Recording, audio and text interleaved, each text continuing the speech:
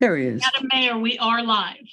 Thank you very much. And good evening, everybody, and welcome to the regular City Commission meeting in the Commission chambers for Thursday, October 6, 2022.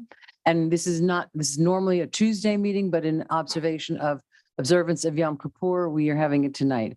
Madam Clerk, can you call the roll? I can. Mayor Betty Resch, I'm here. Vice Mayor Christopher McVoy. He is here via Zoom.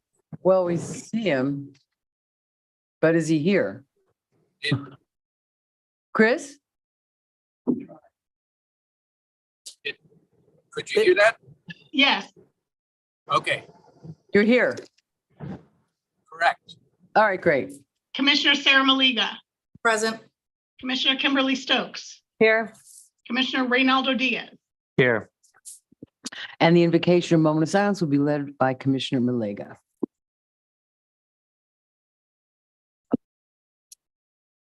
As we all know, our state has been sadly affected by the hurricane last week, and there are many people who don't have a city hall, who don't have a city to call home anymore. And I want us all to be mindful of that. Instead of complaining about what we don't have, what we can't get through, let's just be grateful for that we are a city that stands tall and stands proud, and have a moment of silence for those who are going through devastation that we can't wrap our heads around.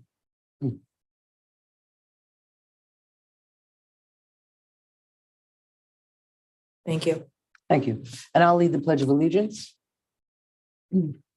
I pledge allegiance to the flag of the United States of America and to the republic for which it stands, one nation, under God, indivisible, with liberty and justice for all. Thank you very much. Madam Clerk, are there any additions, deletions, or reordering? Yes, Madam Mayor, I do have a request for reordering. Yep, what's At that? New Business A, the presentation by James Ganna Clark of FAU be moved up to follow the consent agenda. That's a crazy And thing to do.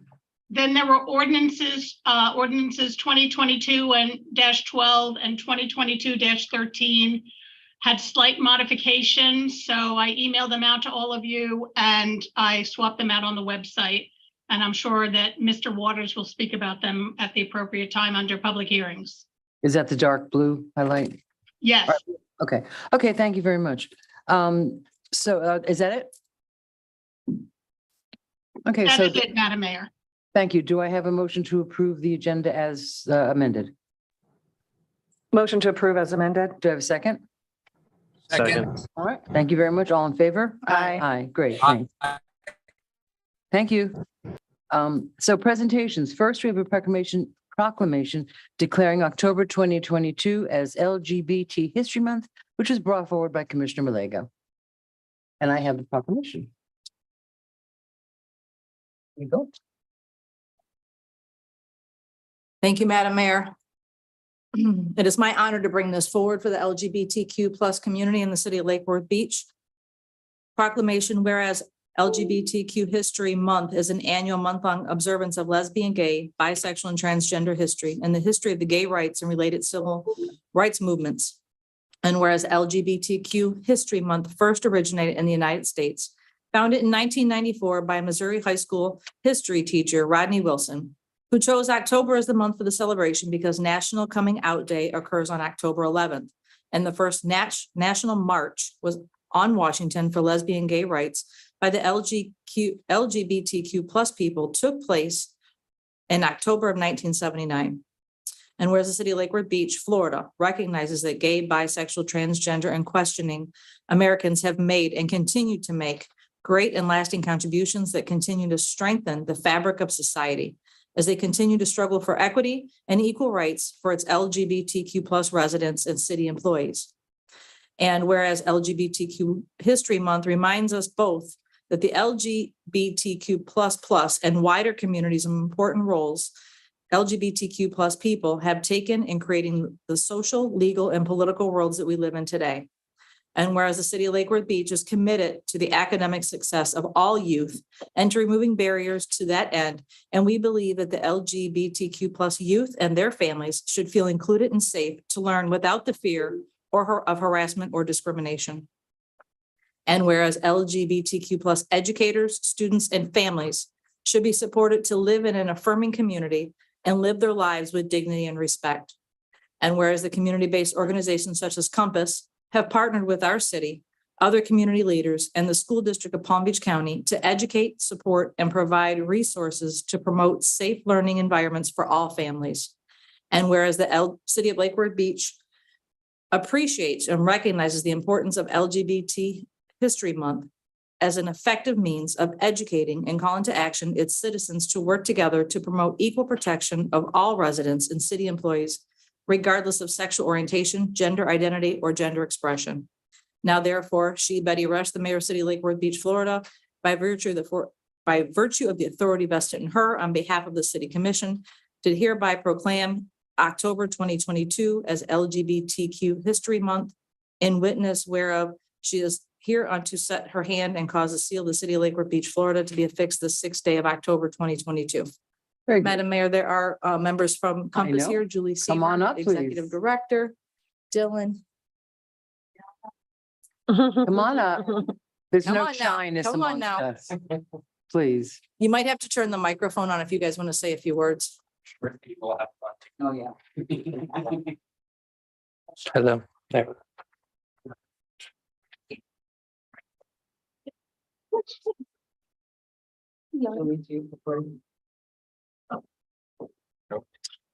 I just wanted to take the opportunity to say thank you for the city of Lake Worth Beach for all that you do for our community.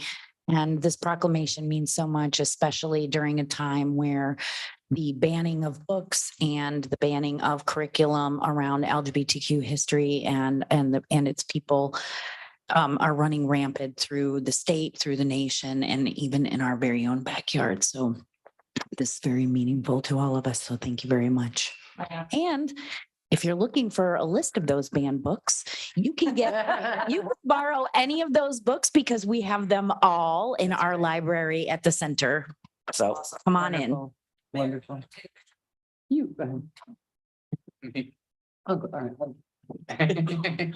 Oh, you're gonna take this one? Should we all go? Please. Y'all there. Yes. No, you can do it up there.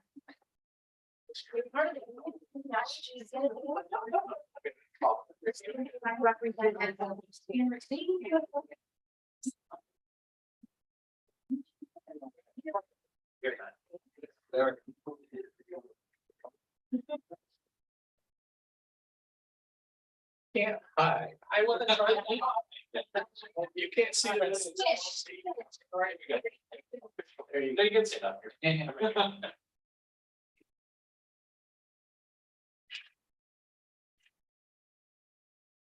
This one's a real one. Close your eyes on 3, 2, 3.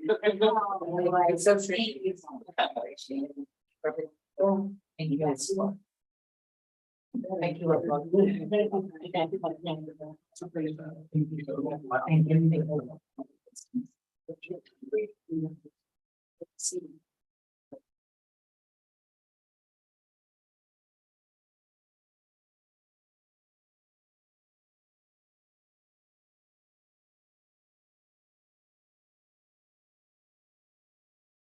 Okay. Now Miss Malega is very busy tonight. Now we have a presentation of Lake Worth Beach Challenge Points by Commissioner Malega to our lifeguard, Michael Swarnell, and Lieutenant Xavier DeSalis, Chief of Ocean Rescue, Matthew Botts, and Aquatics Manager, Doug Yoakum. And Can't be here, so. well, you'll get them to them though, right?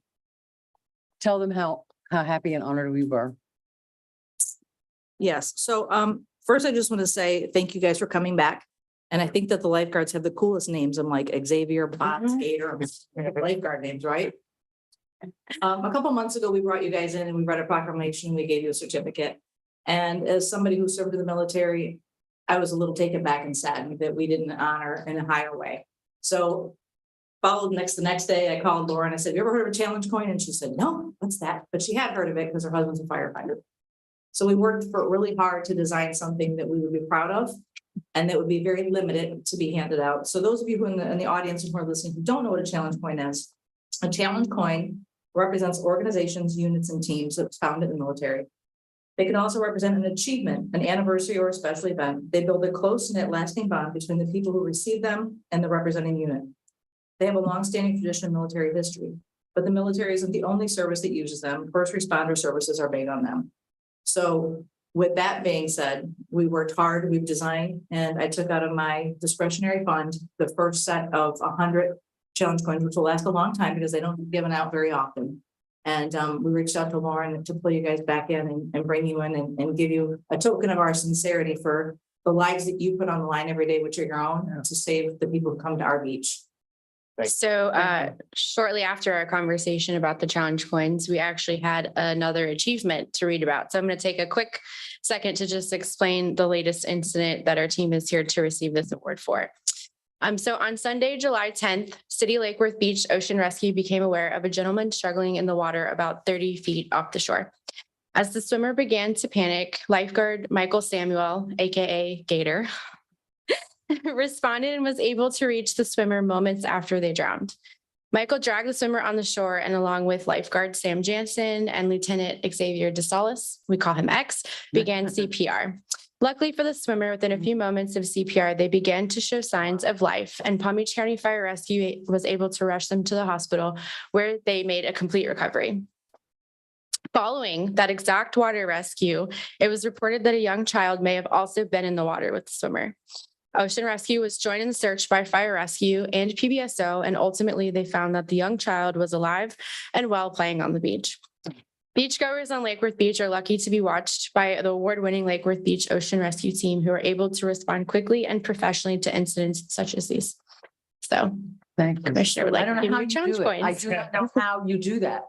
Jump into the ocean and save people, but Adrenaline. thank you for doing it. To give you the first two. And on this, I'll show everybody on it's got the City of Lake Worth Beach Florida seal. And on the other side, it says hometown hero. Thank you for going above and beyond. Thank you. Thank you so much. Thank you. Yeah, come on. This one. And thank you to Ben, who I didn't go crazy trying to get that right. Thank you.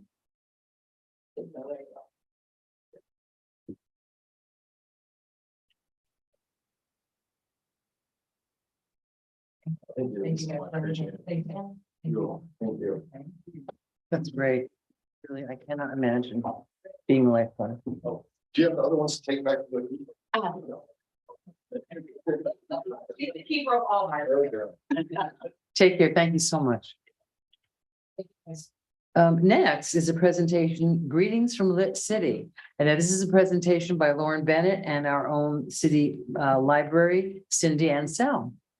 And this is going to be fun, I'm told. So I'm really up here to be the Vanna White. Dressed for it. That's it. But before I send the microphone over to Cindy, I just wanted to take a moment to brag about our staff. This actually came out of a brainstorming session I had with Cindy. We were meeting, talking about Lit City. What can we do to promote literacy? She looks at me dead on and says, I'm going to make a board game. And I said, let's do it. Come on. And she did just that. And I'm pretty sure it's probably the first ever municipal board game. But I'm going to let her talk about it and I will just display. You'll be Vanna. There you go. Yeah. Part of our literacy city campaign is cultural literacy, and we have a lot of people that live in Lake Worth that don't know where things are in Lake Worth. So it's a game, but it's also an educational tool to show people kind of where things are. The cards, the destination cards, when you get those, they have a picture of what the building actually looks like on the other side, so people can see, oh, this is what the post office looks like, or city hall, or whatever. And we're going to distribute these to our literacy partners first, and that is like both Bridges, the Farm Workers Council, the Guatemala Mayan Center, our literacy partners, and they'll be distributed. We'll also have some nights in the library to play the game, and it's a fun game, and I will say something kind of funny. after we got the whole thing done, my husband's looking at it and says, you know, it doesn't say Lake Worth Beach on this thing anywhere. So Oh, no. you get a sticker that says created by the City of Lake Worth Beach City Library with our city seal on it. So my son, who's in the game business, says he has stickered his way out of a lot of problems on board games. So, yeah, so feel free. I have copies for all of you. We're gonna go. Game night. Oh, That's right. right. Game night. And it really is, we try to make it Thank you. so that it's kind of have some. One of the things you do, get your little man, you can look, and it really is, it's a rainbow colors. So and then you go around and collect the destinations, but if you don't land on the destination, every time you land on a destination, the destinations are City Hall, North Grade, South Grade, the Bryant Park, the golf course, the library, City Hall. But if you don't land on one of the destinations, then you get these little action cards and it has like, the mayor declares you Reader of the Year, go to City Hall.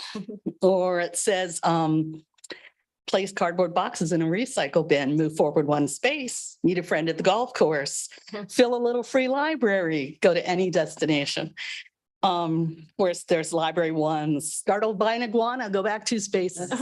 You know, so all kinds of things like that. So it can be played. There are 12 destinations, but to me, the beauty of the game is if you don't have too long to play, you can say, okay, we're going to play and just pick up 4 destinations. And then you go back to Lit City, which is the home base, and win the game. So there you go. That's our game. And we're excited about it. That's so wonderful. And it's so well, I mean, it's really beautifully put together. Well, She did a great job. we did things with excellence. I do have a question. How many were you awarded with your grant? How many games do we have? We have 100 games. So we will, like I said, we're starting with the literacy partners. We'll go to the schools, and then for individuals who want them, they need to email me. Because my nephew works at Adoptive Family. He's a teacher at Adoptive Family. Perfect. That's I one of was our gonna say, literacy could I give- partners. Yeah. Yeah, and yeah, Adopt a Family is another one. Okay. We have about 12 to 15 literacy partners. They'll all be receiving. Adoptive a Family couple is of- one of them? Mhm. Oh, okay, great. Yeah. Anybody? Thank you. This is so exciting. you. We should have a game night in Yeah. a place with, Yeah, adult. absolutely. Not we can have liquor at the library. Oh, the other library. Well, that's terrific. And our staff really, once again, you come shining through and it's just so fabulous. I'll bet. It really is.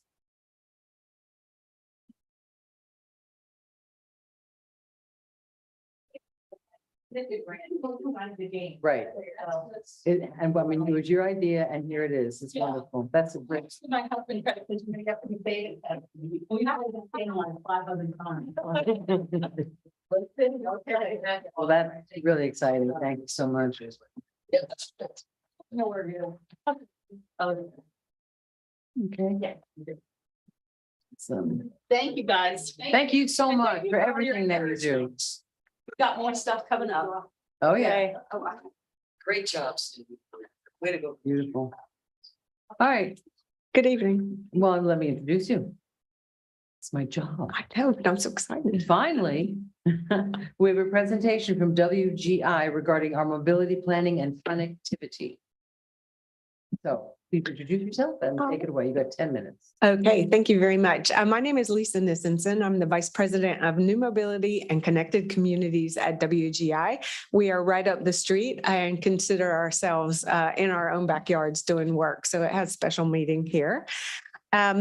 We've been in discussion for a long time with local leaders about what mobility means for Lake Worth Beach. And so what I want to do is just go over a couple of concepts Because a lot of people are like, why, isn't this transportation? Why are we using these new words? And there's a couple of things behind it.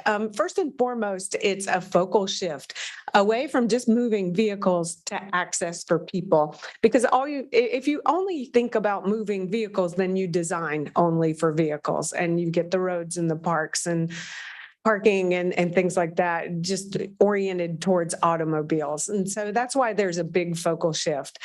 Part of it is leveraging your existing assets. So instead of always expanding what you have, because we have run out of room, it really does put a spotlight on managing what you have better, whether it's roadways, sidewalks, alleys, parking spaces, those sorts of things.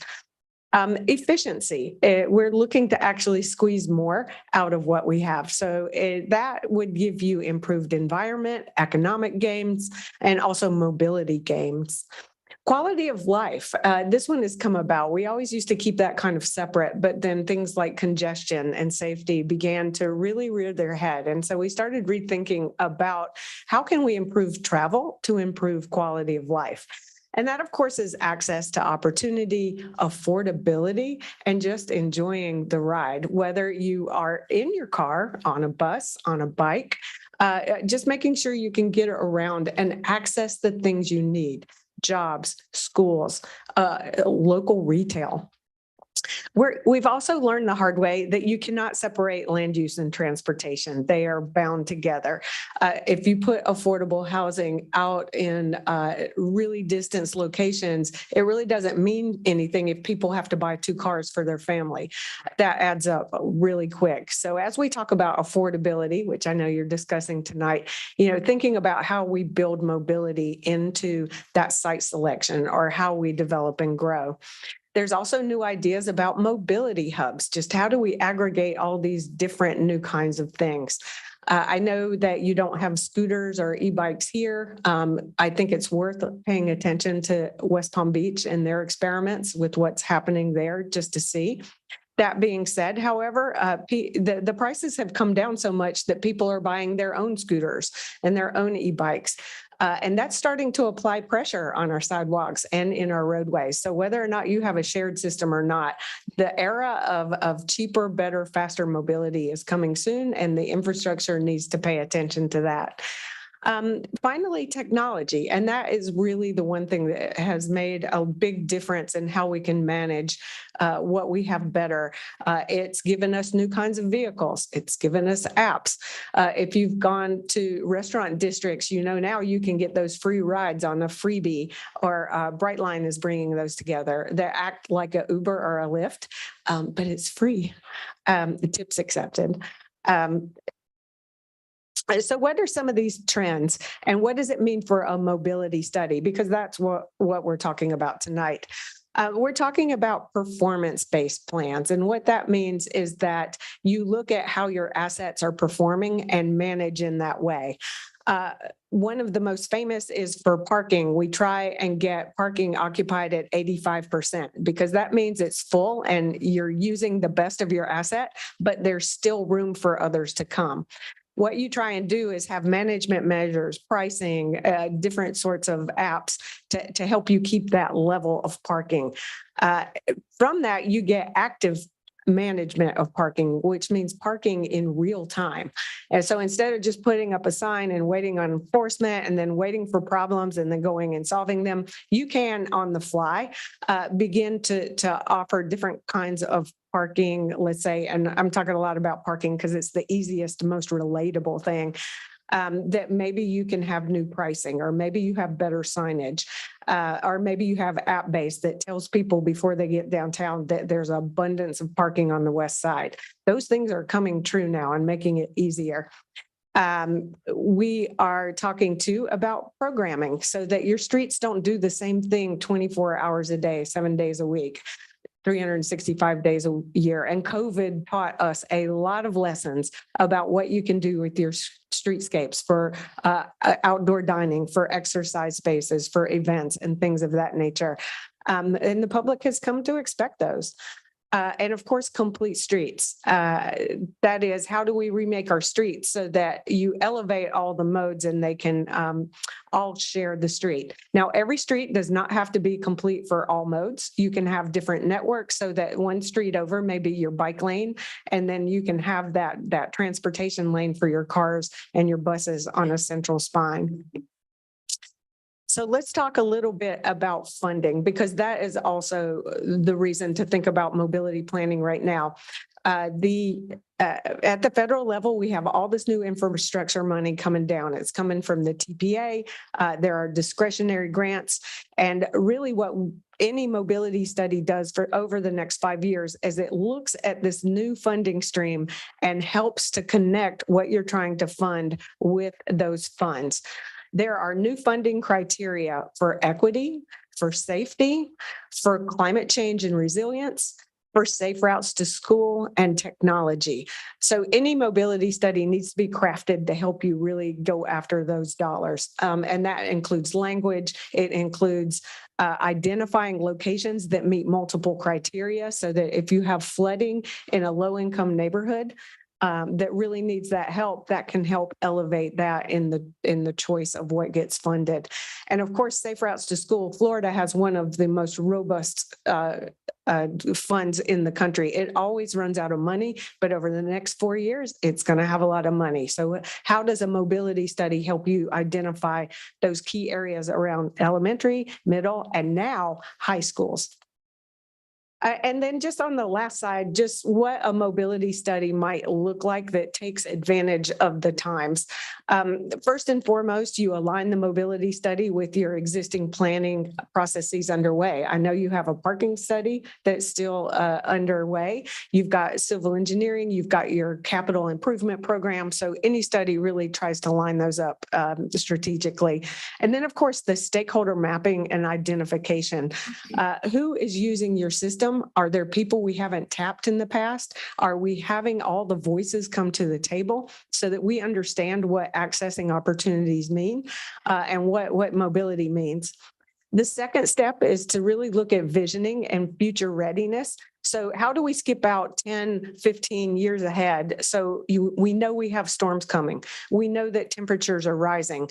But if you want more people on the street, you've got to think about shade and heat and things like that in ways that we don't do now, I'm embarrassed to say, in our industry. And so how do we get in front of those things and build those in?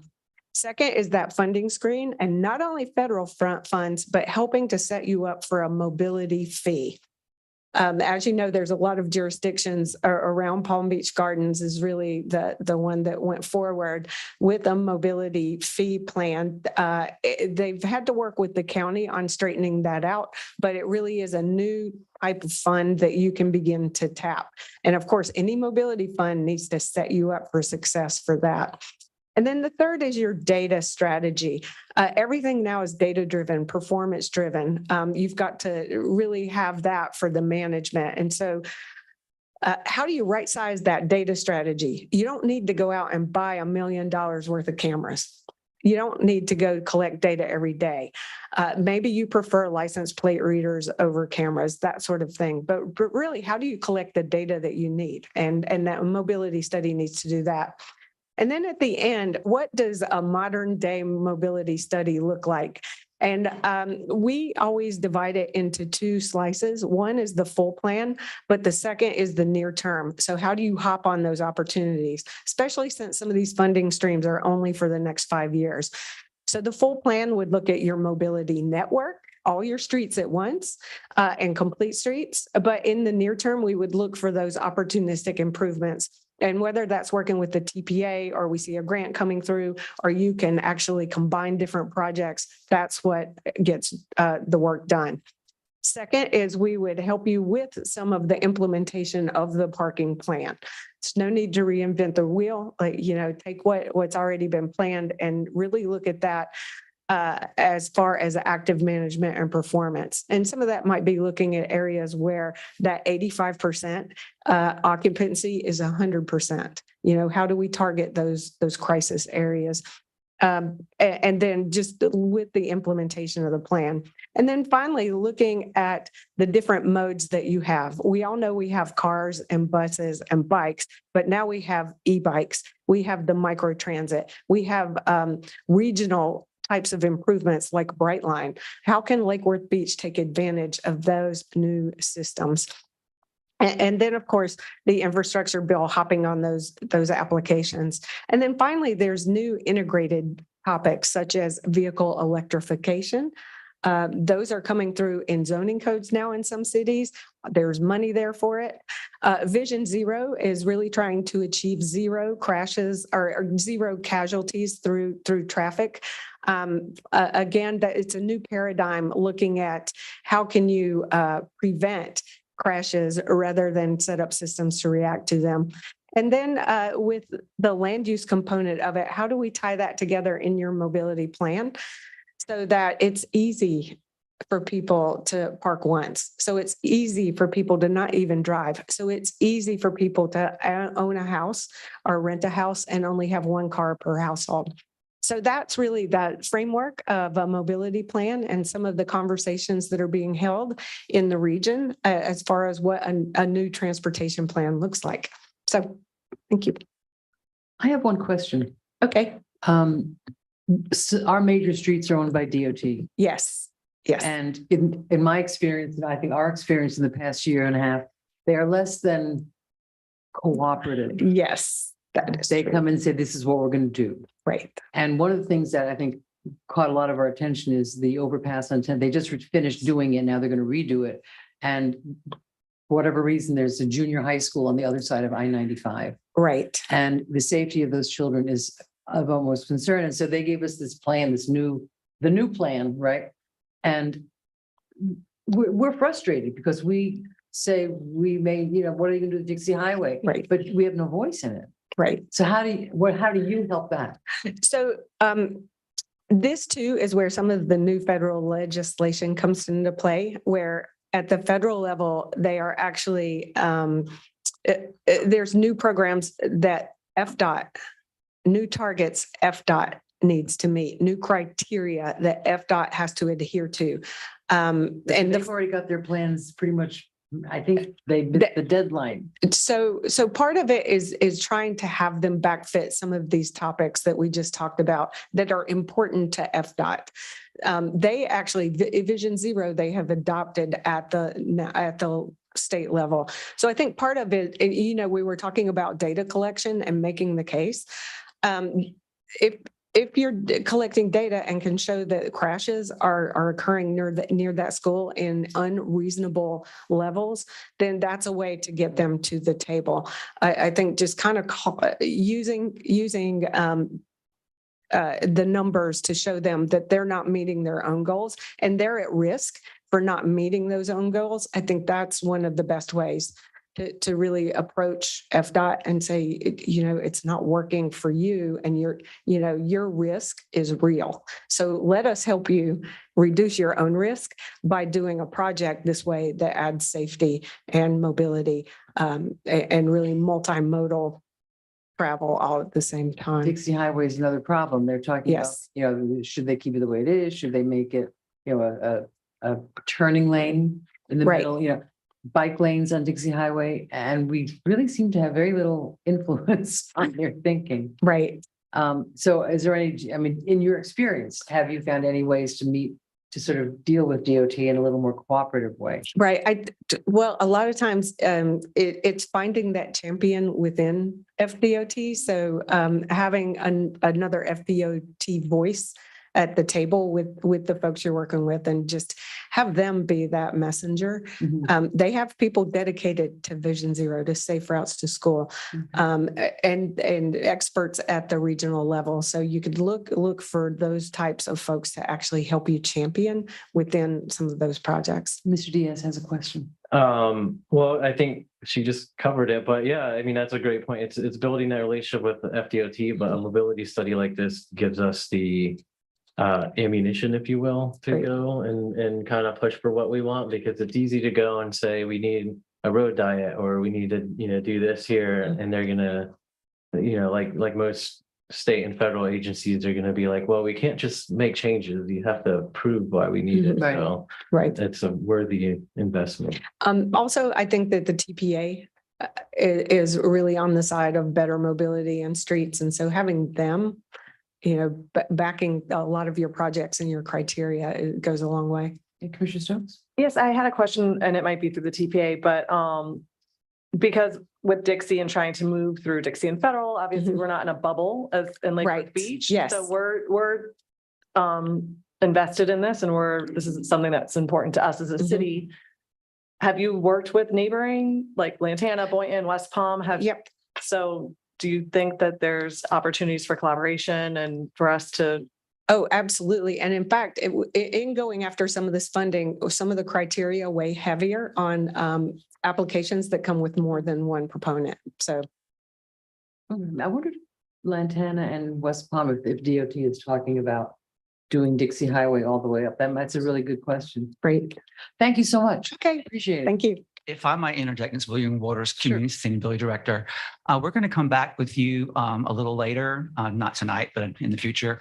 WGI is already a continuing service contractor with the city, and we've been working with Lisa and a variety of her crew for 5 or 6 years, talking about mobility and transportation hubs. We're going to come back later with a timeline. They're going to be putting together proposals that you all approve the funding for mobility plan, the 2-year process. And we'll explain the schedule, ask for your input on stakeholders, because we'll probably would like to have an advisory committee. Maybe we won't call it a committee because we have to do formal minutes and have it open to the public, but we'll do something that you are like. The other piece that by having a mobility plan and have it adopted as part of our comprehensive plan under the transportation element, it will force federal expenditures of money to take into consideration through NEPA and the environmental assessment and the National Historic Preservation Act, the impacts that their decisions make on our planning goals. One of the challenges with the 10th Avenue overpass is that we don't have a transportation plan. And so we caught it late, the impacts, because I think Commissioner Malega and Commissioner McBoy I talked about the fact that A Street really should have been incorporated in that overpass study, and it just kind of dead ends right there and dumps off things. And so there may be out of that opportunities for a different approach for the children. As an example, down in Lauderdale, there is actually a bike and pedestrian bridge that is only for the school. Right. And it keeps the children off a busy overpass intersection. And so that may be an example of where we can go with this. But the most important piece is having a plan, have it adopted, and we stick to it and have infrastructure things that we want, so that when things are evaluated outside our agency, they have to take those into consideration.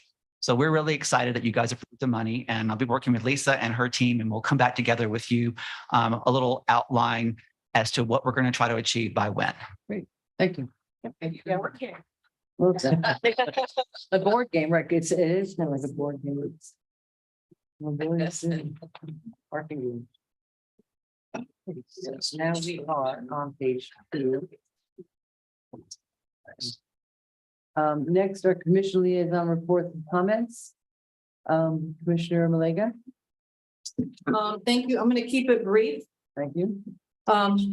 Healthier Lake Worth Beach has been an intricate partner in the city for almost 6 years.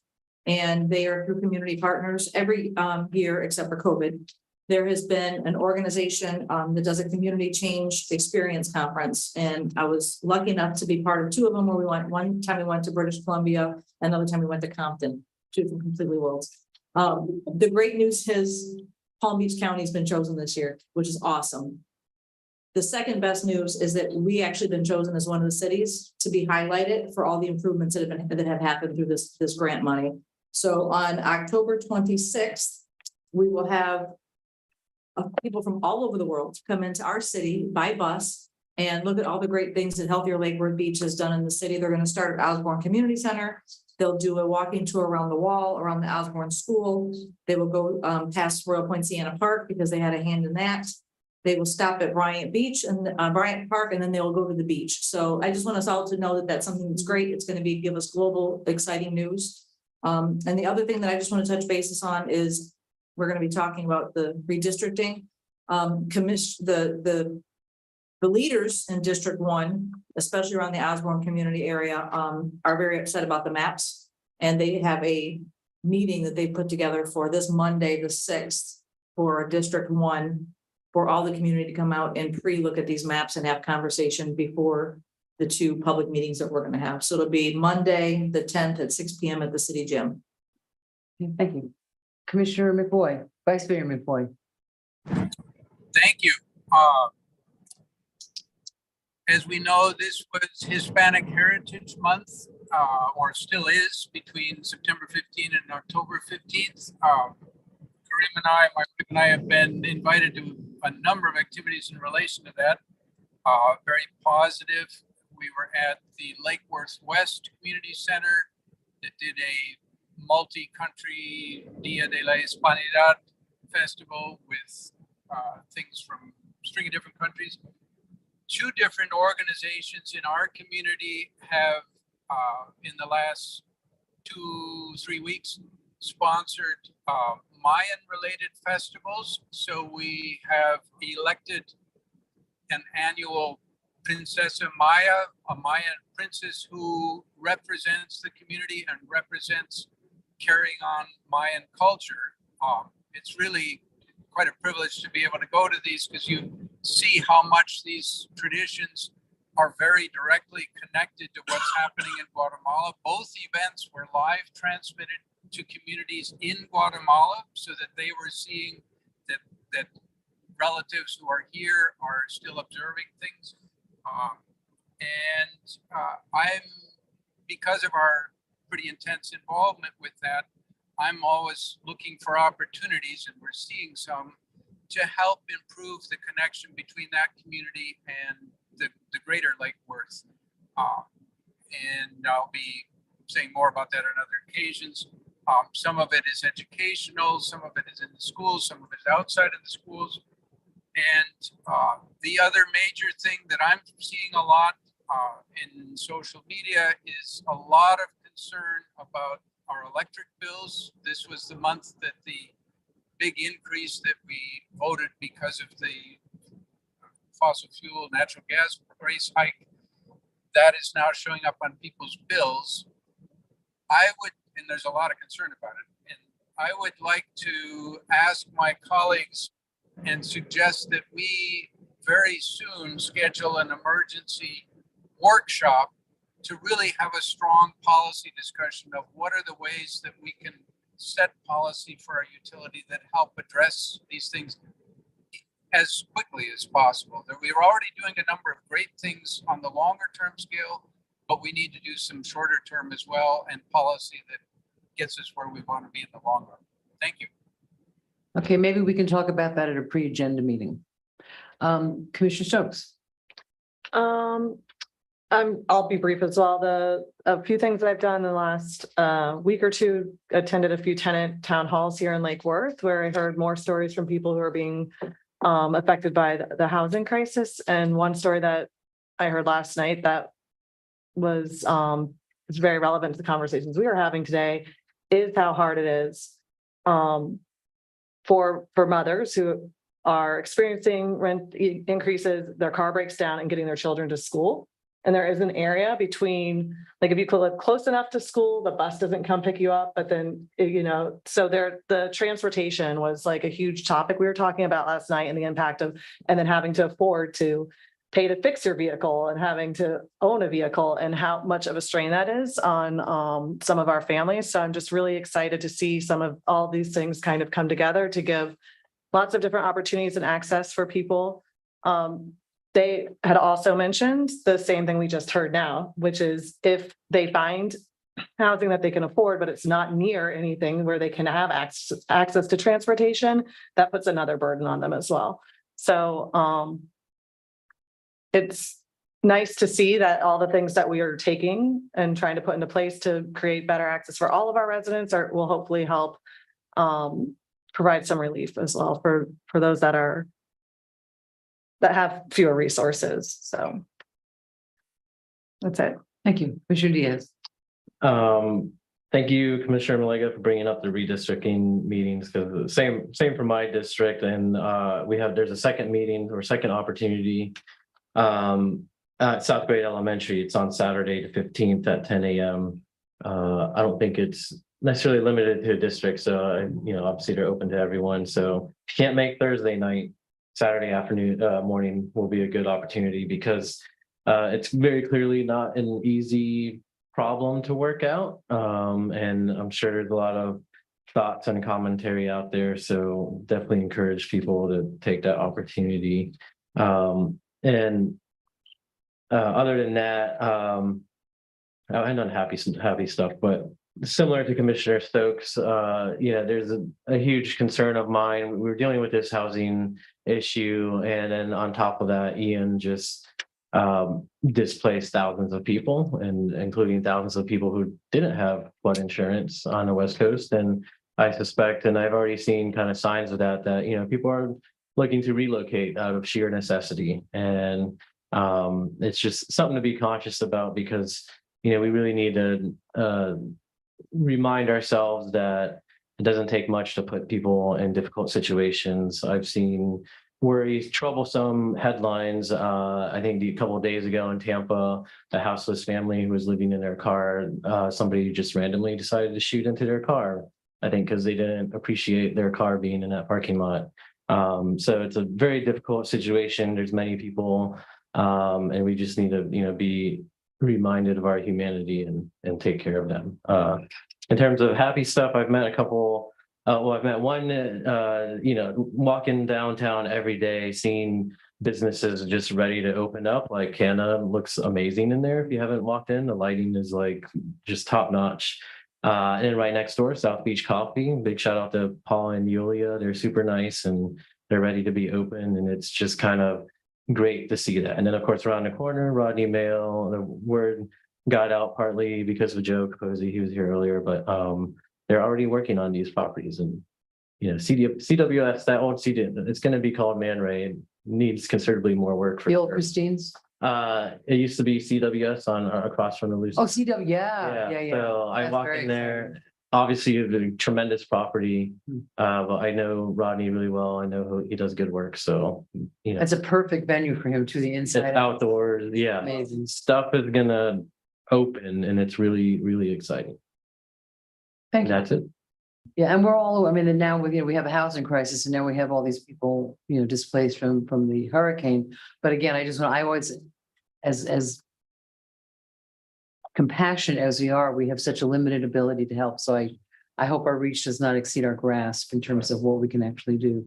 I have just a couple things. I went last week to the Literary Luncheon, and once again this year, all of our elected officials and our city manager will be participating, reading a book to all the schools in our city and for the children as well. So that's a wonderful thing coming up. Our literature city is really a great push that we just have to keep promoting. I had a meeting last week with the city manager and somebody from the Lagoon Keepers. I'm horrible about notes, and also from the FWC. About the concept of a mooring field. We've been talking about that for a long time. And a mooring field would be a thing where the first step would be to have a study made of what area is available to do that. Because they have to be, the moor would have to be a 360 circle so the boats can go around it. And once we had something like that, and this is the very first conversation about it, we would have a little more control over what's going on out there. They would have to register by, all by the intranet. They would have to be registered, they had to be insured. We would charge them a little bit for staying here, and we would have some more control. I don't know who got rid of all the boats at Snook Islands in the past few days, but a lot of them are gone. I drove over the bridge earlier. Phantom. Yes, there's a couple still there, but there were a couple that are, and I saw something on Facebook that I don't know who did it, but whoever did it, thank you very much. And we had our first wonderfully successful rehearsal of the Lake Worth Witches. And it was on Saturday night, and we're working on different performance times. So if you're interested in becoming a Lake Worth Witch, and it has nothing to do with the Black arts. It's a very fun dance, and it's just a lighthearted thing, and it's nothing to do with witchcraft, but it's I've talked to Lauren about getting us on the Halloween program, and we're going to be doing a dress rehearsal at Rudy's, I think, and a few different people have asked us to perform. It's a German dance. You can just Google German witch dance, And it comes up and there's instructional things, it's very like a 3-minute dance. But at the Towers on Saturday at 6 o'clock, we're having our rehearsals. And I was late because I had something I needed to do. And when I was, there were over 20 people there the other night. It was just so wonderful to see. And they were just all having a good time. And that's the kind of thing that builds a community. You know, it's not an official thing. It's just something that and then we're talking already about what do we do for Valentine's Day. So we've started something big and it's really exciting. No, we're not going to put diapers on. Thank you, Commissioner Lego, for that fine suggestion. But it really is so exciting to see a bunch of people just having a good time. And we all live in this city and it was so much fun. Tomorrow, Commissioner Malaga and I are going to be glued to our monitors here because the Florida League of Cities, we were supposed to trek up to Orlando tomorrow morning because of Ian, we didn't have to do, they canceled it's all virtual. We're on different committees from the Florida League of Cities, legislature committees. I'm on land use and economic development. You're on administration, municipal administration. So we have from 10 till 3 tomorrow, I think, meetings of the legislative committees, and we'll be back to you on that. But we will be at the table in front of our computers. Thank you so much. Next up, City Manager, do you have a report? Yes, thank you. Just a few things I wanted to mention. You mentioned about, of course, the unfortunate event of the Hurricane Ian. And I just wanted to let you know, of course, our hearts are heavy for those who experienced this tragic event. But we wanted to do something to contribute. So I want to let you know that our utilities team has gone out to Naples. Our water utilities team went to Naples to help with the water issues there through the mutual aid agreement. That's great. So they're excited. I believe they're going to return this Friday. So we are assisting them in Naples. Didn't we also have electric utility Yes, people? I was getting to that. Okay. Yes, and also our electric utility team. I'm not sure if the team went, but we had a crew stage for us if we had been affected by the team. Of course, we were prepared for the event and had a team from Georgia here stationed in case we had issues with our electricity system. However, we did release that crew to go assist on the West Coast. So so they were happy to have that quick response with the team already here in the state. So I wanted to mention that. And so, like you said, we're certainly praying for those who are affected, and that's our way of helping. And hopefully we'll have some other opportunities. Great, thank you. And then also I wanted to mention, I have some good news about one of our leaders here in the city. Our own city clerk, Melissa Coyne, was elected to the Palm Beach County Municipal Clerks Association Executive Board of Directors as secretary. Oh, we want to celebrate her. He's very good at that sort of thing. Yes. That's wonderful. Congratulations. Yes. So I want you to know that our leaders here in the city of Lake Worth Beach, they are definitely recognized by their peers, and they're using their skills to improve and enhance their trade and skills. So that concludes my report. Oh, okay, great. Do we have any non-agenda item public comment cards? We do have one. And then the others are agenda items? And I have one as well, Madam Mayor. Non-agenda? Correct. Okay. Okay, non-agenda item. Why don't you start with your non-agenda item, Madam Clerk? Okay, so I have a comment from Sugar Bear, 626 South K Street, Apartment 2. In 1967, the Doors sang about strange days finding us and tracking us down. It seems as if that ancient prophecy has finally come to fruition here in the Sunshine State. There was an article in the Palm Beach Post in 2016 when Hurricane Matthew was threatening Palm Beach County, reminding renters that under Florida law, landlords were under no legal obligation to board up the windows of their properties. It strikes me as strange that capitalists wouldn't want to take any and all measures to protect their sizable financial investments in their properties. It strikes me as just plain sad that these landlords wouldn't want to act out of old-fashioned charity to protect their elderly and disabled renters. Oh, well, I guess Jim Morrison was right when he sang about people being strange. That is the only comment, Madam Mayor. Thank you. And I have Todd Townsend has a comment. I know, he really is. His name actually is Michael Moore, for those that are wondering. What a great guy, huh? We love him. So I just wanted to talk about a couple of quick things. I know that we're on short money these days, but we're going to have a. Name and address. Oh, hi, my name is Todd, 502 South J Street, right here in Lake Worth Beach, Florida. Those three buildings, those three houses in between J and K are just rotted out buildings that. That's actually an agenda item tonight, I think, isn't it? Yes. That's an agenda item. So I can't talk about that. Oh, all right. Well, let's just go on to China. So in China, they have this thing called the Yalon. Is that on the thing too? I can't talk I don't about know what that. you're talking about. No, go ahead. So we're going to be talking about China here, right? In a minute, Taiwan and China. That's an agenda item. I can't talk about that either. Right. Want me to just go sit down and come back next time? I'm sorry, Madam Mayor, that's under consent, so Mr. Townsend can actually speak. This is the time to speak about that. Let's talk about Taiwan. I can talk about Taiwan. Yep. Thank Okay. you, Madam Clerk. Cool. So in China, they have this festival called the Yalon Festival. It's where they all get together with their dogs and they enjoy the slaughtering of their dogs right out there in front of everybody. It's just disgusting. Some of the things they call, Yalon Dog Eating Meat Festival. Be subject. Well, I was just really trying to build up towards their the patriarchy of some of the stuff that they do because we really want to show that we're backing Taiwan.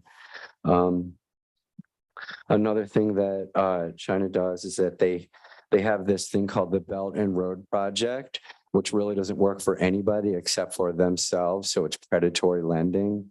And I just think that if a government thinks like that, then Taiwan is really going to be staying in a really bad position as far as, their own sovereignty. And I think that we should be standing with Taiwan and just like letting China know that we think it's not cool.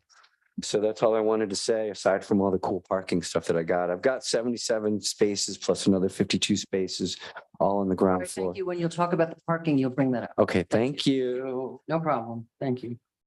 Okay, so that's it on unagenda items or agenda items. So now we're at the consent agenda. Do I have a motion to approve? No, we're minutes. Oh, minutes. Okay, thank you. Do I have, next is the approval of the minutes. Do I have a motion? Motion to approve. Do I have a second? Second. Second by Commissioner Diaz, all in favor? Aye. Commissioner McVoy?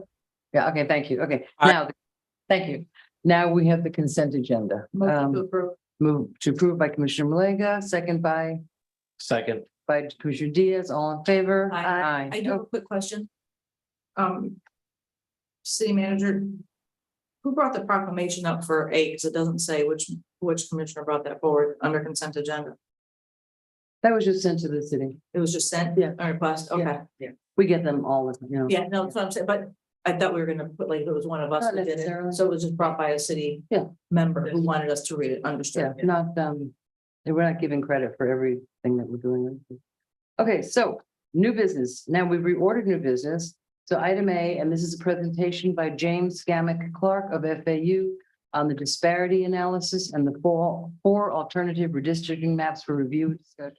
And before he starts and after he finishes, I just want to remind the public that there are going to be 2 public meetings regarding redistricting. The first is October 13th from 6 o'clock to 7:30 at the Hatch on Lucerne.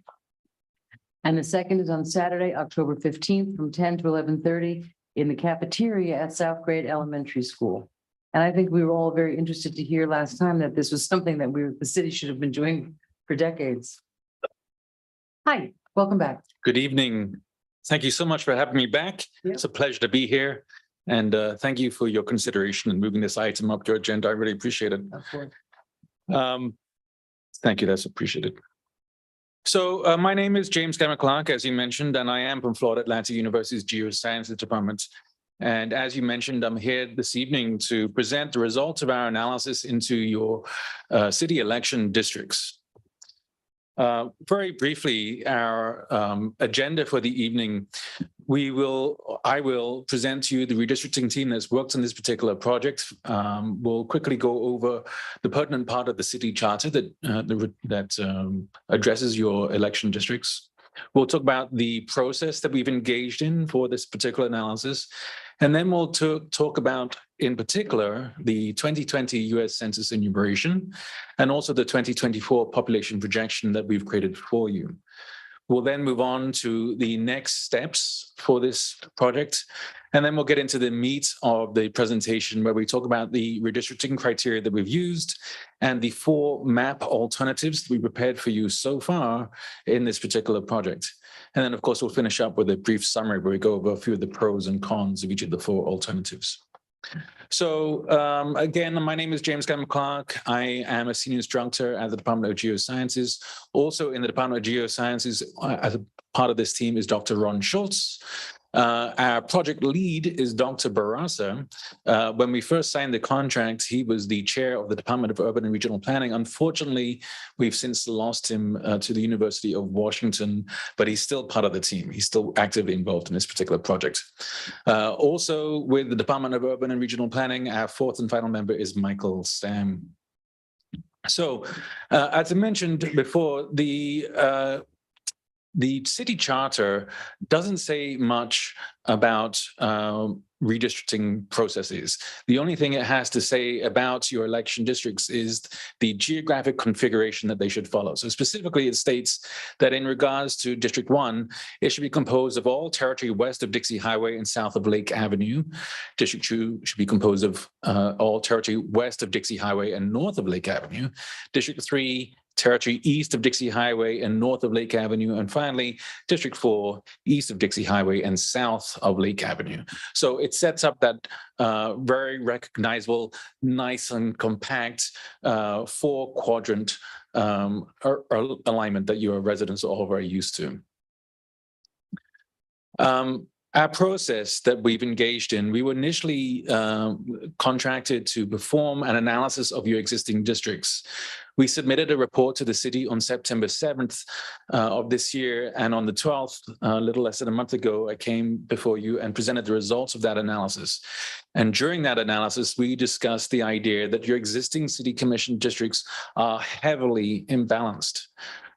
We also had a discussion on the idea that redistricting process should be engaged in regardless of whether or not you're electing commissioners at large or on a single member basis. Unfortunately, that hasn't occurred in the past, and that has led to the present heavy population imbalance. It was agreed on that we should move on to part B of the analysis. And as part of that analysis, we have created 4 alternatives for consideration, both by the commission and by your public. Obviously, I'm here this evening to present the results of that analysis to you. But as has already been mentioned this evening, there'll be 2 additional public meetings coming up where we can engage the public and get their feedback on the alternatives that we've come up with so far. Ultimately, the commission will need to select a map alternative and adopt that by ordinance. The data that we've used for this analysis is the same data that's been used all across the country for all redistricting efforts, whether those efforts are being done at the municipal level, as in this case, or whether you're engaging in redistricting at the congressional district level. It's all the same data. Specifically, we're talking about the US Census Bureau's 2020 Census Redistricting Summary File. The only difference is that when you're engaging in this process at the municipal level, you have to use the census smallest enumeration unit, which is the census block. And that gives us the spatial resolution that we need to create equally balanced districts at the municipal level. So each of these blocks will be aggregated together to create each of the 4 voting districts.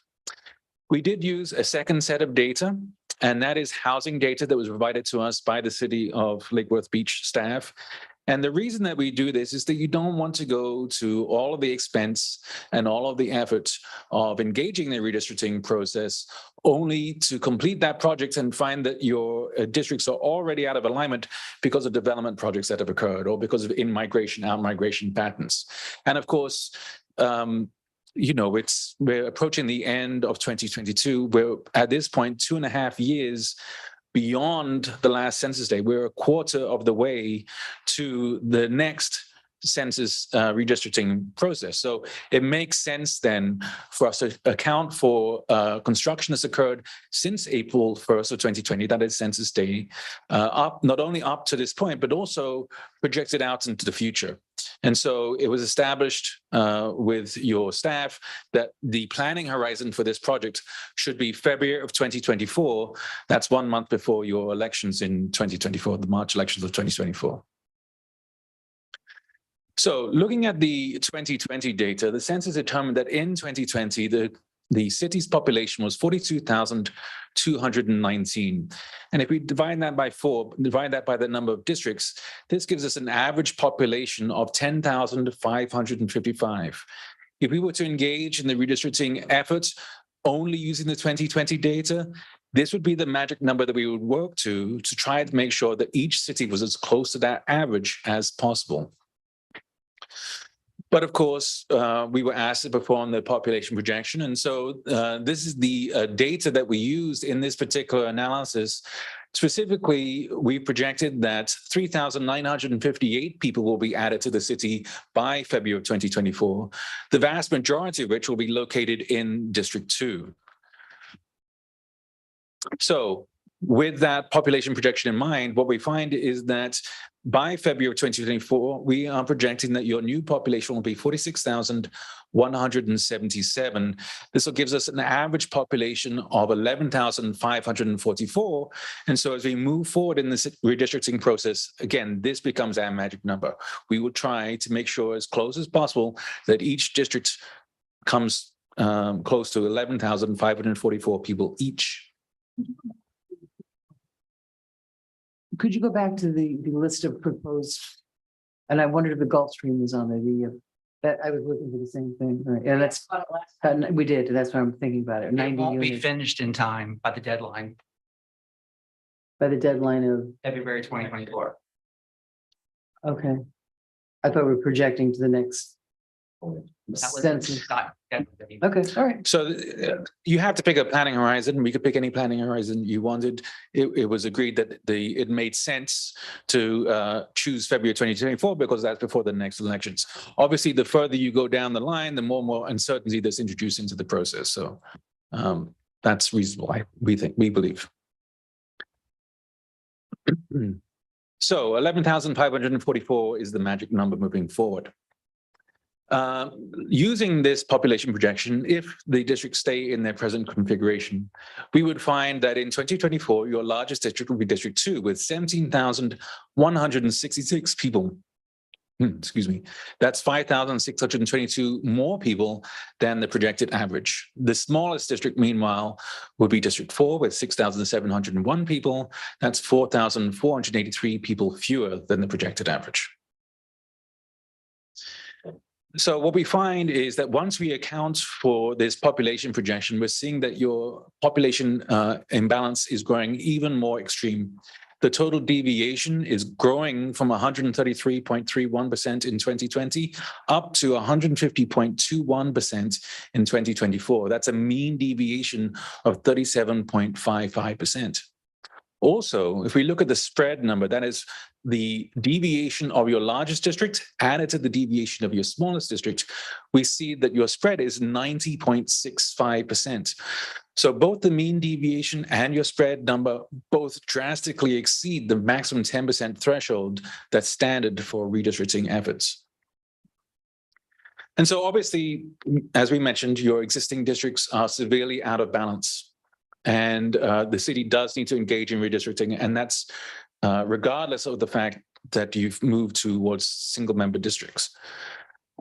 So the city does need to redistrict. The overall pattern of district boundary changes needs to increase the population of districts 3 and 4 while reducing those of districts 1 and 2. And this, of course, necessitates an adjustment of the geographic boundaries where districts 3 and 4 must expand in size while districts 1 and 2 must contract. And it's important to keep in mind that when you're dealing with geographic areas that are low in density, that could mean that significant areas of change will occur. So we were asked to create various map options for you. Specifically, we were asked to create 3 map options for you. And we've gone ahead and done that. And actually, we've created 4, as I'll mention in a moment. So the charter does not provide guidance for redistricting. It only defines the existing boundaries. So let's get to the meat of tonight's discussion. Let's talk about the map alternative that we've created. The process that guides our efforts when we undergo redistricting, the first criterion is seeking reasonable population equality across your districts. So I mentioned that 10% threshold value before.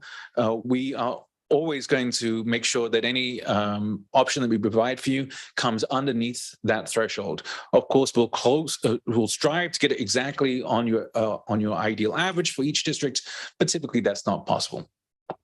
We will also seek to adhere to Section 2 of the Voting Rights Act of 1965, which states that arbitrary dilution of minority population clusters and other discriminatory practices are strictly prohibited.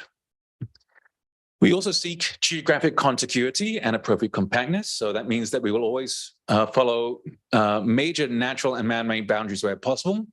We'll maintain respect for the integrity of communities of interest, and we will try to work to minimize the degree of change in pre-existing patterns of districts. Population equality is of paramount importance, and the other parameters that we list here are significant in guiding us towards reaching these particular decisions. Good. So again, we created 4 alternatives. As we got into the redistricting process, it became quickly apparent that 4 options would better give you a sense of the possible permutations for the various configurations of your districts than the 3 that we were initially contracted for. All of our options meet standard districting guidelines. They represent alternative ways to better balance your district populations and keep with the intent of the other guidelines that I mentioned. So here's our first alternative. And this alternative 1, represents the biggest departure from the city's present 4-quadrant configuration. The north-south border becomes Lucerne Avenue, except for where District 4 projects north to 7th Avenue east of Federal Highway. The east-west border largely remains Dixie Highway in this particular configuration, except for where District 3 projects west to North A Street, south of 10th Avenue, and where District 4 projects west to High Ridge Road, south of 12th Avenue South. Here we see a zoomed-in map that shows you the northern half of the city under Alternative 1. And here we see another zoomed-in map showing you the southern half of the city. The specific changes that are occurring in this alternative, District 1 is gaining 384 people from District 2. Specifically, we're talking about that area south of Lucerne Avenue and west of Dixie Highway. District 3 is gaining 5,018 people from District 2. We're talking about that part of the Tropical Ridge community found to the west of Dixie Highway, east of A Street, north of Lucerne Avenue, and south of 10th Avenue North. And District 4 is gaining 981 people from District 3, specifically to the south and east of Federal Highway and 7th Avenue North, and the area between Lucerne Avenue and Lakeworth Road, east of Dixie. And then finally, it's gaining, District 4 is gaining 3,509 people from District 1, south of 12th Avenue South, and west of Dixie Highway. And so what I've shown you in each of these, in this map series, is the areas of change are depicted with the cross-hatching that you see on the map. Sure. This is the map that has raised so much concern, because the first slide that you showed says that we have sensitivity to areas of African American. And this map, you're cutting an African American community right in half. And that is why the community's meeting, because they're not going to stand for that. And that's why I want to be mindful when we're making these decisions, that we have bigger fish to fry. I mean, yes, we have to make a decision, and I appreciate all your hard work. But as soon as these maps got popular, they were all over social media and on our city's website. My phone has not stopped ringing. So I thank you, because people now know who their commissioner is. But they're not standing for separation of the African American community. Mhm. So I just want you to know that that is going to be coming from the conversations we're having. And this was the map that put everybody up in arms. And And is that because it cuts the Whispering Palms on the south side? 12th Avenue, it goes right Right, through. that's the one that does, I mean, there will be some changes and nobody likes changes. Correct. I even offered to give up, and I told the city manager the other day when my phone wouldn't stop, I said, I'll give up my downtown. I'll go to, I just know that this community is important, and I don't want to separate the African American community. And that 12th Avenue cut does exactly that.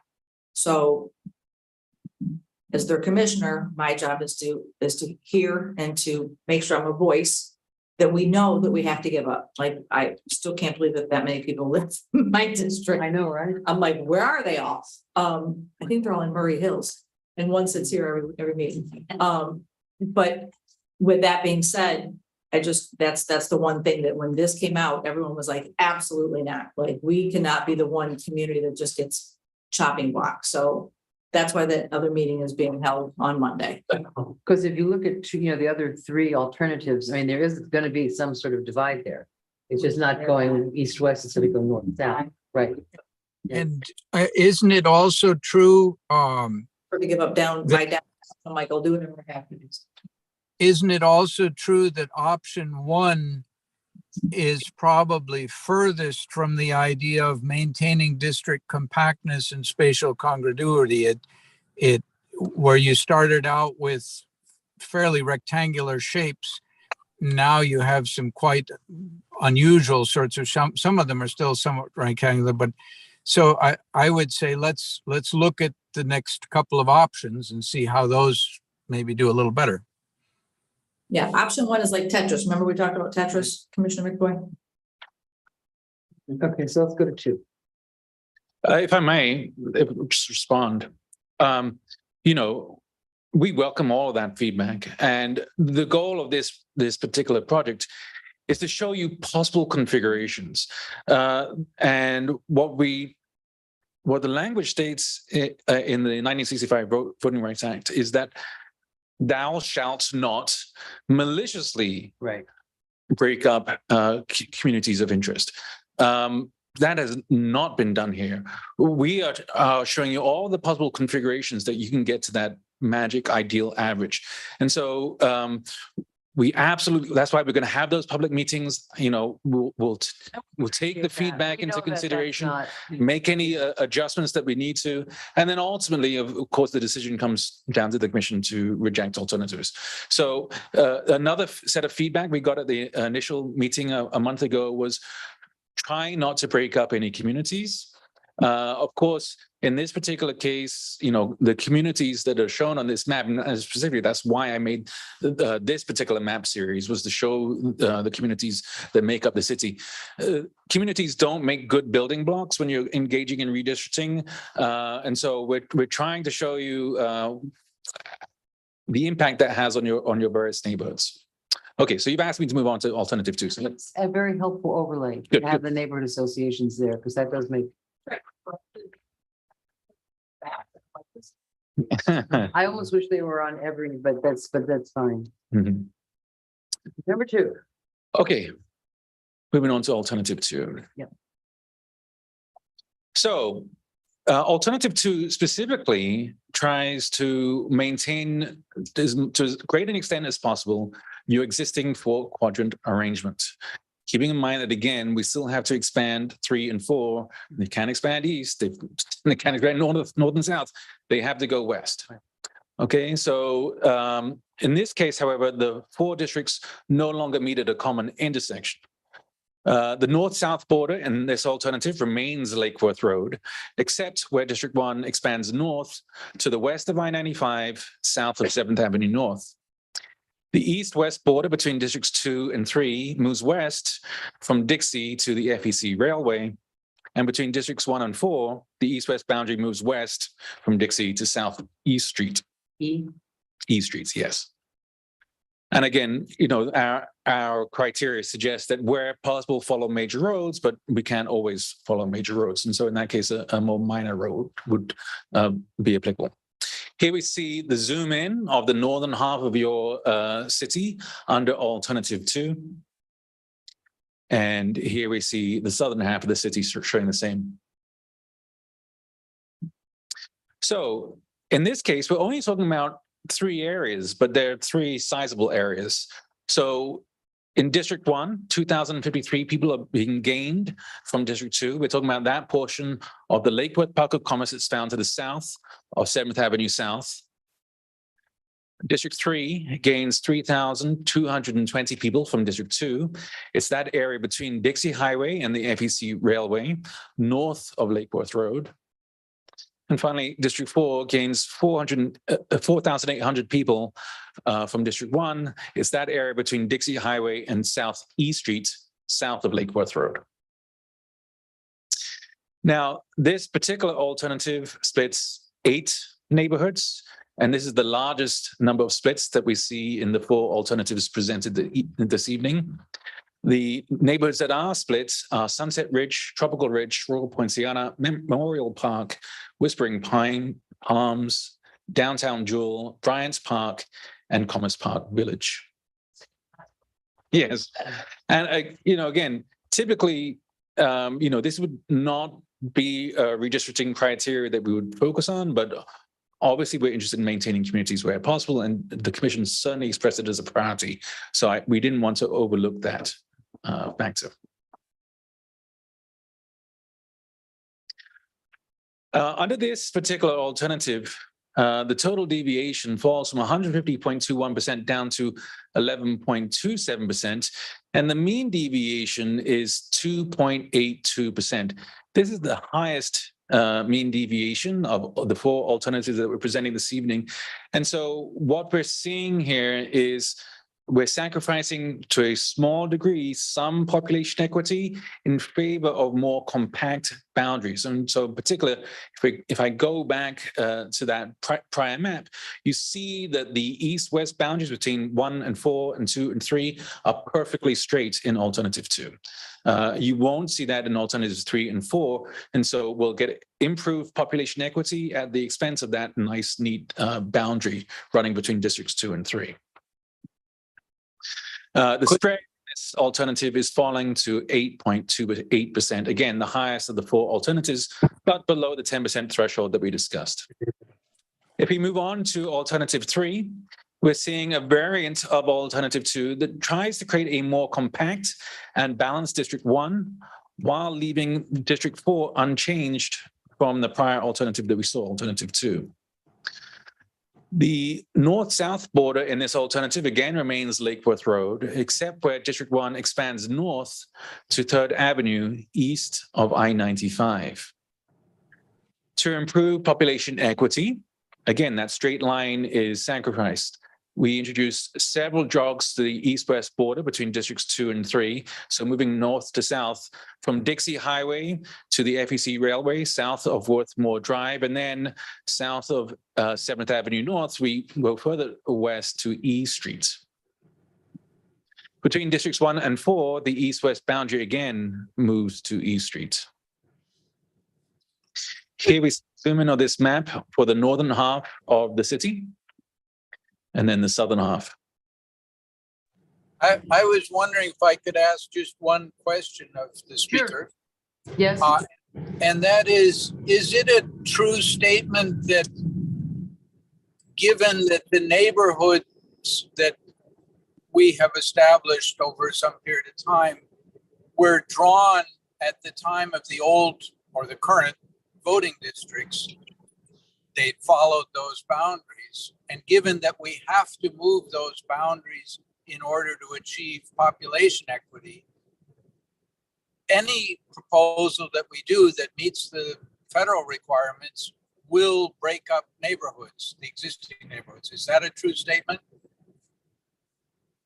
Yes, it is. It's not going to be possible to, as I mentioned before, neighborhoods are not good building blocks.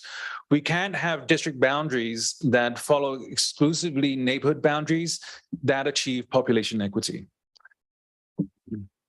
And frankly, you know, the variation that we have to work on either side of the average is approximately 600 people. So we need to get to that, you know, 11,500 number plus or minus 600 people. That doesn't leave a lot of wiggle room. And that's specifically why we presented you with 4 options, because we really wanted to give you a sense, understanding that there's multiple ways to cut up the pie, and we can create, you know, slight deviations. We can create alternatives, 1A, 2A, 3B, whatever the case may be. We can tweak these, but they're not going to be dramatic tweaks, right? And I just want to add something. I mean, we're talking really specifically about voting districts, you know, the political divide. But I don't know that that necessarily means that any particular neighborhood association would have to be affected. We're still a neighborhood. I mean, downtown Jewel is still downtown Jewel. So I don't know how hung up we need to get about that, because the people, if they choose to expand, but it's a different layout. It always has been. Certainly. Thank you, Mayor. It's an excellent point. We've seen this in other cities. People understandably are sensitive to their neighborhoods being split up, but even at the end of these redistricting process, there's still going to be a neighborhood. They're still going to live next door to you. Nobody's being physically moved. Yeah. Right. Commissioner Diaz? I just wanted to second that, because it's, yeah, I mean, I put it akin to, like, you know, we change our polling location often as well. It doesn't change who our neighbors are and whatnot. And, you know, to make these numbers work, like, we're very cognizant of that.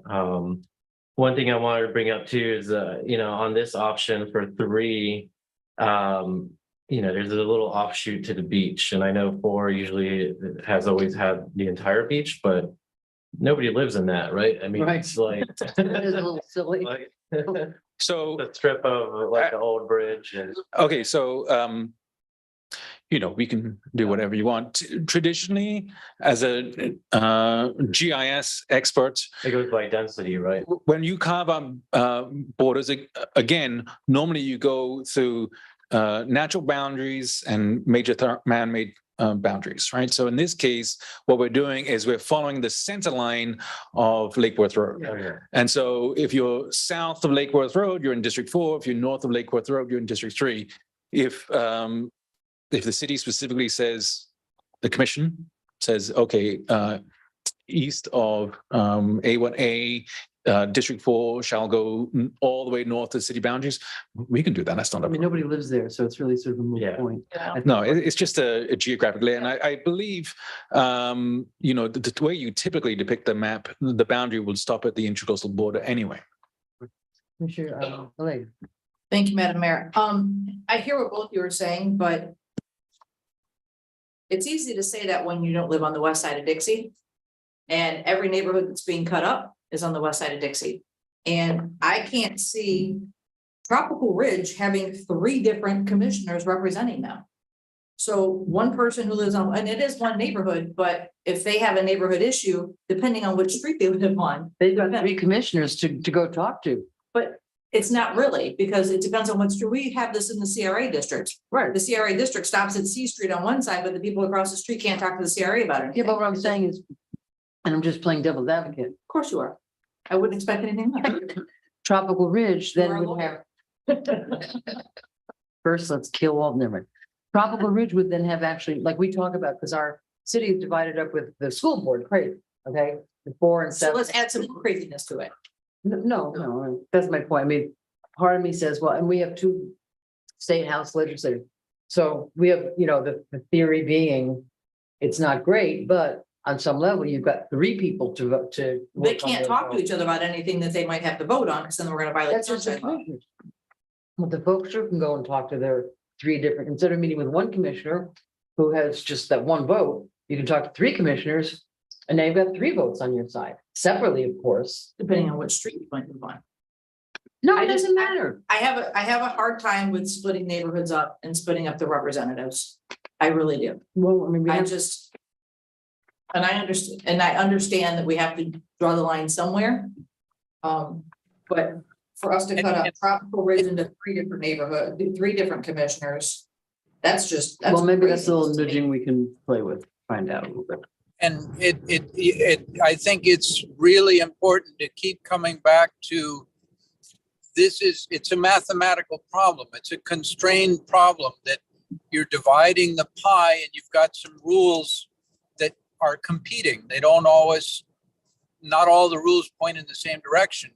Right. And the observation that all the neighborhoods being split are west of Dixie is really, in a sense, it's misleading because it's true, but that's because we have not done this process for decades and the Ever. east voting districts are too small. So it has to move to the west. It's not that somebody is targeting particular, west of Dixie or east. It's if you agree with the federal law that you have to aim for equal sized districts and get pretty close, Yeah. you have to move the line to the west and you're going to break up some existing, rather random neighborhood lines that somebody drew at one point.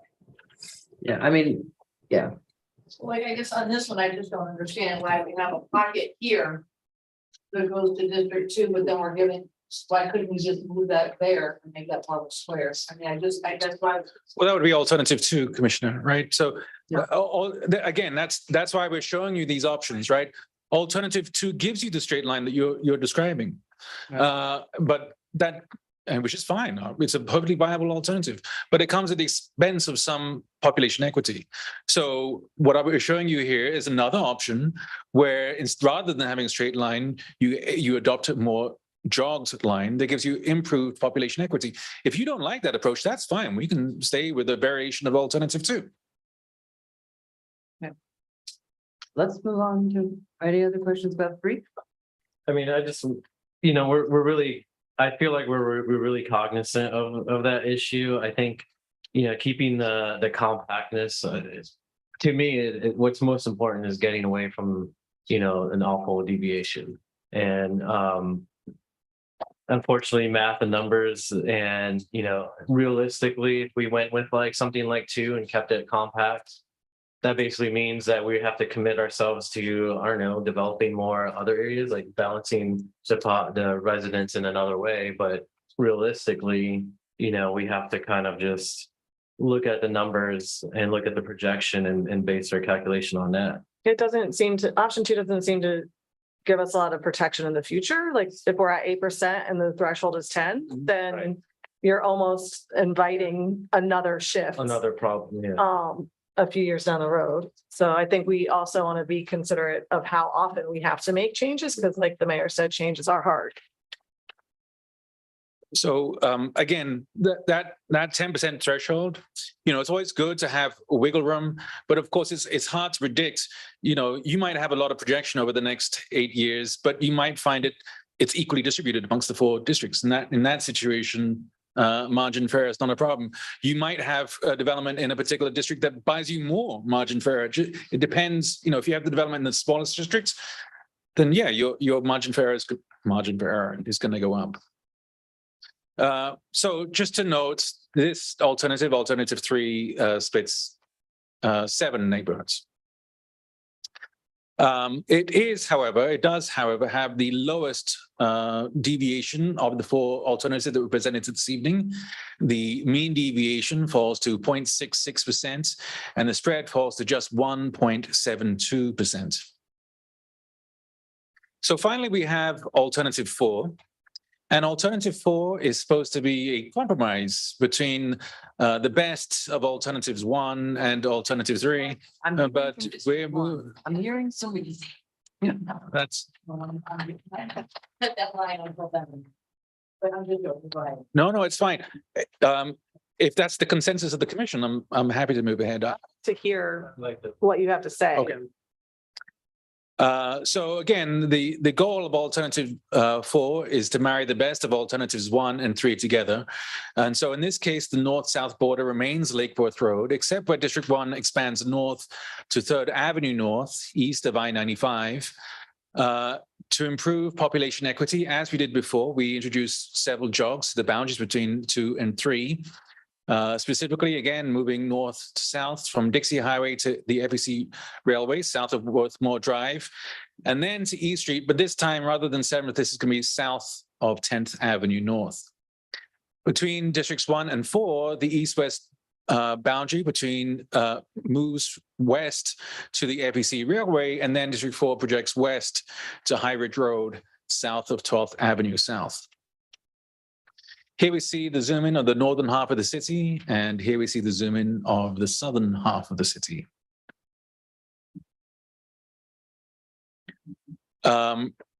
We have a number of changes that are occurring here.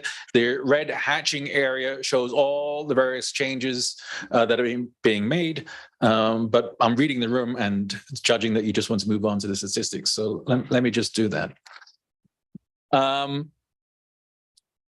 In this case, we're only dealing with 4 neighborhoods being split. These are Sunset Ridge, Tropical Ridge, Royal Poinciana, and Memorial Park. The overall deviation is much improved under Alternative 4. The total deviation falls to 7.91%, the mean to 1.98%, and the spread is 6.1%. The one before, Alternative 3, was the best in terms of population equity. So all of the alternatives dramatically improve population equity. Alternative 1 splits the fewest number of neighborhoods. Alternative 2 attempts to maintain the existing 4 quadrants configuration, but as noted, that comes at the compromise of some population equity. That gives us a spread of 8.28%, again below that 10% threshold. Alternative 3 is the most balanced in terms of population equity, while Alternative 4 attempts to marry the best aspects of Alternatives 1 and 3 together. And with that, that's the end of my presentation. I'll be very happy to answer any questions you might have. Well, I'll thank you. just jump in with a vote. I see the logic of how you got to Alternative 4, but I would agree that the concern about splitting at 12th Avenue is a quite big concern. I think it makes more sense to do the splitting between 1 and 2 more as you did in some of the, certainly in option 3, where you moved that boundary, kept it north-south and moved it a bit further west. That makes more sense to me than the north and south of 12th Avenue split. I don't think there's much. I think you've gotten that message. Thank you for confirming that. Okay, so now we have essentially, just for the public, the 2 hearings that we're going to have. Are you going to be conducting essentially the same hearing as we have tonight? Yes, I'll be at the next meeting, and then Dr. Bross will be attending the following one. Okay, great. Thank you. All right, let's. So you're not going through the whole, are you going through the whole presentation again, or is it more a listening session and more conversational? Or is it a shorter version? Or You'll have these up for big ones up for people to come and look at.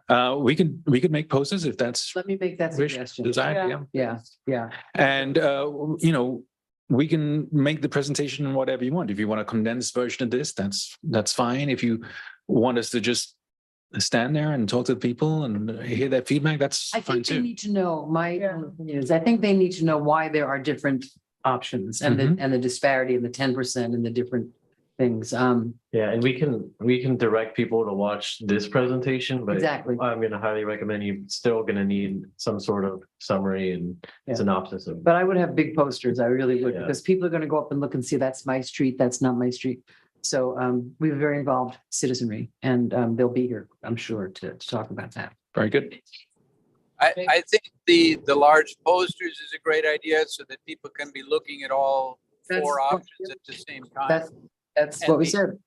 The other one is I would strongly suggest a poster that explains the things that you're optimizing for, including, the federal requirements I on think that's what balance. we're gonna do, Mr. McBoy, just in the thing of time, we're really getting so long into this. And I don't want to go past a half an hour because then we'll have to have a workshop. And the city, I'm told that the city clerk is keeping a strict eye on the 30 minutes these days after the other night. So we're going to be smacked. So I have one public comment. Thank you very much. This is really Thank you. Always a pleasure. mind-boggling. Actually, it's not. Yours? Peggy Fisher, 508 North A Street. I agree with Commissioner Malega about keeping the southern part of her district together. I think we all do. I grew up in this county in West Palm Beach. Excuse me. Where I grew up in this county in West Palm Beach and around Lake Worth. And at that time when I grew up, which was before some of the commissioners were even around, there were things called colored sections of town. Yeah. And they were very significant. And that's how it was referred to. I grew up when there were segregated schools.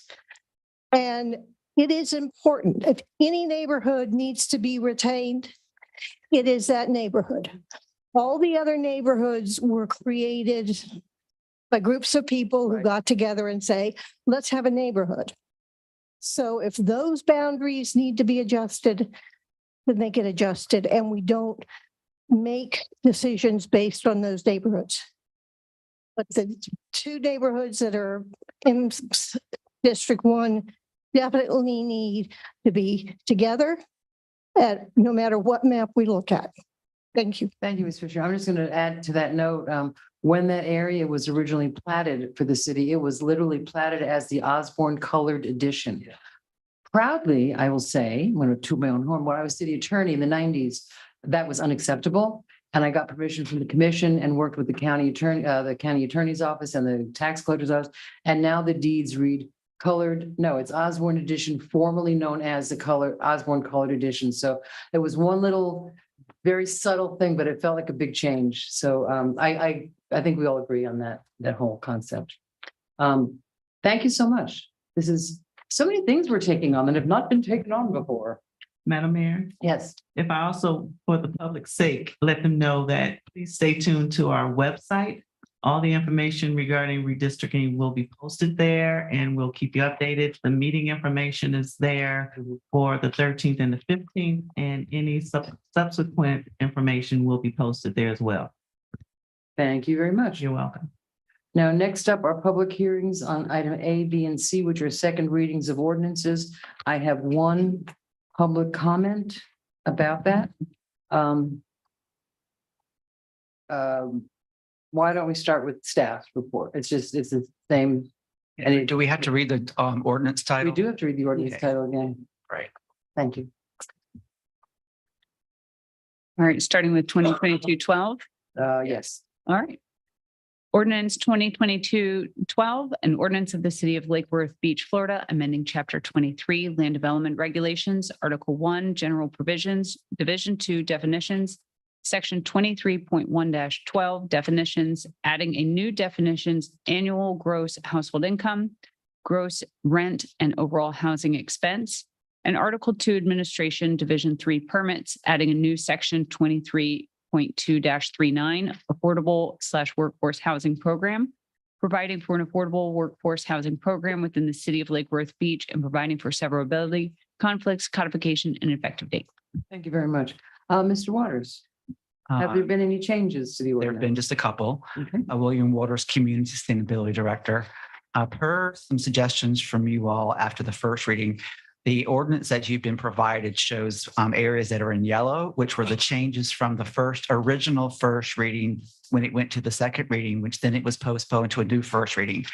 The new first reading is shown in green. And then the areas that are in teal, which are on lines 106, 107, portion that was taken out to make it clear how the parking reduction may be implemented. And then on line 166 and 167, a parameter that was already included in our standard operating procedure is spelled out so that the collection of affordable units would be representative of the same collection type of an overall project. One thing I've heard some feedback over time. One of the things I know that Ms. Oliva and I would like to do as part of your response to the housing crisis is study an amendment to this program that funnels or provides a formula so that you could possibly utilize transfer development right money, sustainable bonus money, ARPA money if it's there, HUD money, CDBG money, other monies to make the buy down of the unit more affordable. This program is inclusionary, so it doesn't provide any financial subsidy to the developer except for the height and density. But I know there's interest in having units be more affordable to the community. And that's the next part of this is to work out what type of formula may be arrived at that would provide an additional subsidy in order to make those affordable units more affordable. And so this is not going to stay static, but this is going to create some attainable, affordable or workforce type housing in the city, but it's not the end result. Oh, okay. I have a question and just it's a thought as I was reading these over again and we met every day about them. In terms of 12 and 13, I guess we're just gonna have to see what effect this has on the cost of development for smaller develop, I mean, is it going to increase how much it's going to cost a developer to develop? And that's posed to me a lot. The cost to create a square foot of livable space, whether it's in West Palm Beach, Boca Raton, or here, is basically the same. Where it can come down, and I'm not advocating this, is the higher a building can be, and the more units you can cram in there, the economy of scale comes down. But there is an appreciation for certain architectural typology in the city. So this is going to add a bit of an increase in the cost to create the buildings. Okay. However, it has been shown through studies of LEED certified projects, Green Globe certified projects, that over the long term, the investment upfront for having higher performance buildings, various things, bring down the costs. And I was talking to the city manager today. I think that your goal is also to have investors be here for the long term and not flip the project right after they get it built. So I believe there's going to be a marrying act there. And I can meet with you later to show you some ideas of how the cost. And I didn't factor this in with Hurricane Ian, and it's to be told. And then also the interest rate has been risen by 4%. I mean, that's just happening all over. That's something. And so that I can't control. But the projects will be a little bit more expensive on the bigger side, but they're in the long term they're going to be much more efficient and in the long run it'll be easier to run and maintain. Great, thanks, appreciate that. Aesthetically, Commissioner Diaz. Yeah, I mean, I think William pretty answered my question. Everyone's doing that today. But I mean, I think it's fair to say, right, like there is going to be a probably, I would think, a slight, very minute increased cost in building that's, affected by this. Most of that is going to be supply and inflation and whatnot. But I think what we're going to get is a better quality project as well, right? It's pretty fair to say that. So. Yeah, I mean, I have to say, having lived here a long time, some of the things that I've seen go up, it's like, and we were, years ago, it was we're in a different position than we are now, but it's like, oh, you want to come and build a building in our city? That's great. Our standards were a little lower, let's just say. Yeah, they're behind us. And it's almost like the analogy is like, you ever order food at a restaurant and it gets there like a little too fast and you're like, oh no, like exactly. Send it back. So yeah. Okay, great. So do I have a motion? I'll do, I think we have one public comment. I was going to read that after the motion. Motion to approve. Second. Okay, now we have one public comment from TK Danielle Kuzakian, and I'm going to say that wrong and I apologize. Close. Yeah, just wanted to thank Okay, you. first, your name and your address. Sure, your home Daniel address. Kushakian, 441 32nd Street in West Palm Beach. I've been here for a couple of your meetings over the last year. Want to say you guys are doing a great job. Thank you. we support, myself personally and Jetta Investment Company, who I represent, supports these additions to the LDR. Having workforce and affordable housing plans are very important to the vibrancy of your city and to make sure that you're thinking ahead for the residents. Some things you can't control, like inflation and rent, but you can do certain things and take certain actions. My client actually has an idea that we'd like to propose to the city. I understand that the calendar is full for the rest of the year for affordable housing and workforce housing, particularly targeting folks that make less than $35,000 a year. We were supportive of the declaration of an emergency here in Lake Worth Beach. And in that regard, we'd like to request that, we have an opportunity to present to the city our proposal that would address some of that. It's not the be all. Do you have a space, a place that you're thinking of specifically? No, I'm saying we have an LDR proposal that would address folks making under $35,000 a year. We'd like the opportunity to present that in a timely fashion. So I look forward to working with Mr. Waters and your city manager to do that. We don't want to wait 6 months to do that because it is an emergency. And if something's an emergency, then you don't put it off for 6 months, in our opinion. So we hope to have that opportunity to present that to you because I think it's one important piece of the larger puzzle of keeping the folks that are from here, who've grown up here, and having a place, an option, a housing option for folks who are coming up with less and less options. So you want to do like a 10-minute presentation to the commission? Yeah, sometime in the near future, but I just wanted to say that we do support these provisions. I was here for the first reading. I didn't speak because the room was a little full. And I wanted to give the folks who are being impacted the opportunity to speak. So I came here on the second reading to offer my support. I think Mr. Waters has done a great job in putting these things together. Is one of the more meticulous development directors I've come across here in Palm Beach County. So, so I just wanted to say that and thank you guys for addressing this. Projects in the city going on now. I'm trying to think. I know you look. My client has a couple of buildings in the city, yes, one of which that we would like to convert into our proposed living concept. Okay.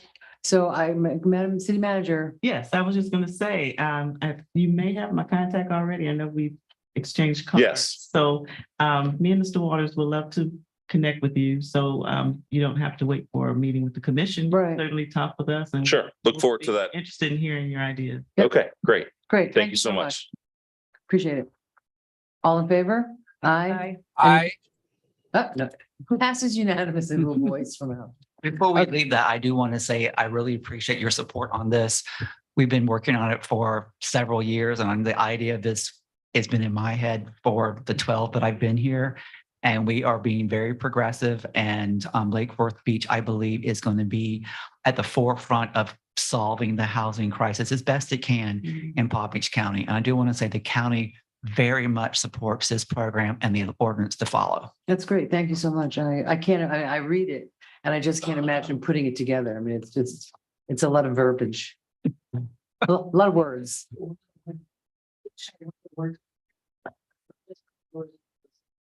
Fenestration. That's what you learn in law school, words like fenestration. 2022-13, Madam City Attorney, would you read the ordinance? Ordinance 2022-13, an ordinance of the city of Lake Worth Beach, Florida, amending chapter 23, land development regulations, article 1, general provisions, division 2, definitions, section 23.1-12, definitions, adding a new definition, micro unit, and article 4, development standards, adding a new section 23.4-25, micro units, providing for development standards for micro units, and providing for severability, conflicts, codification, and an effective date. Thank you very much.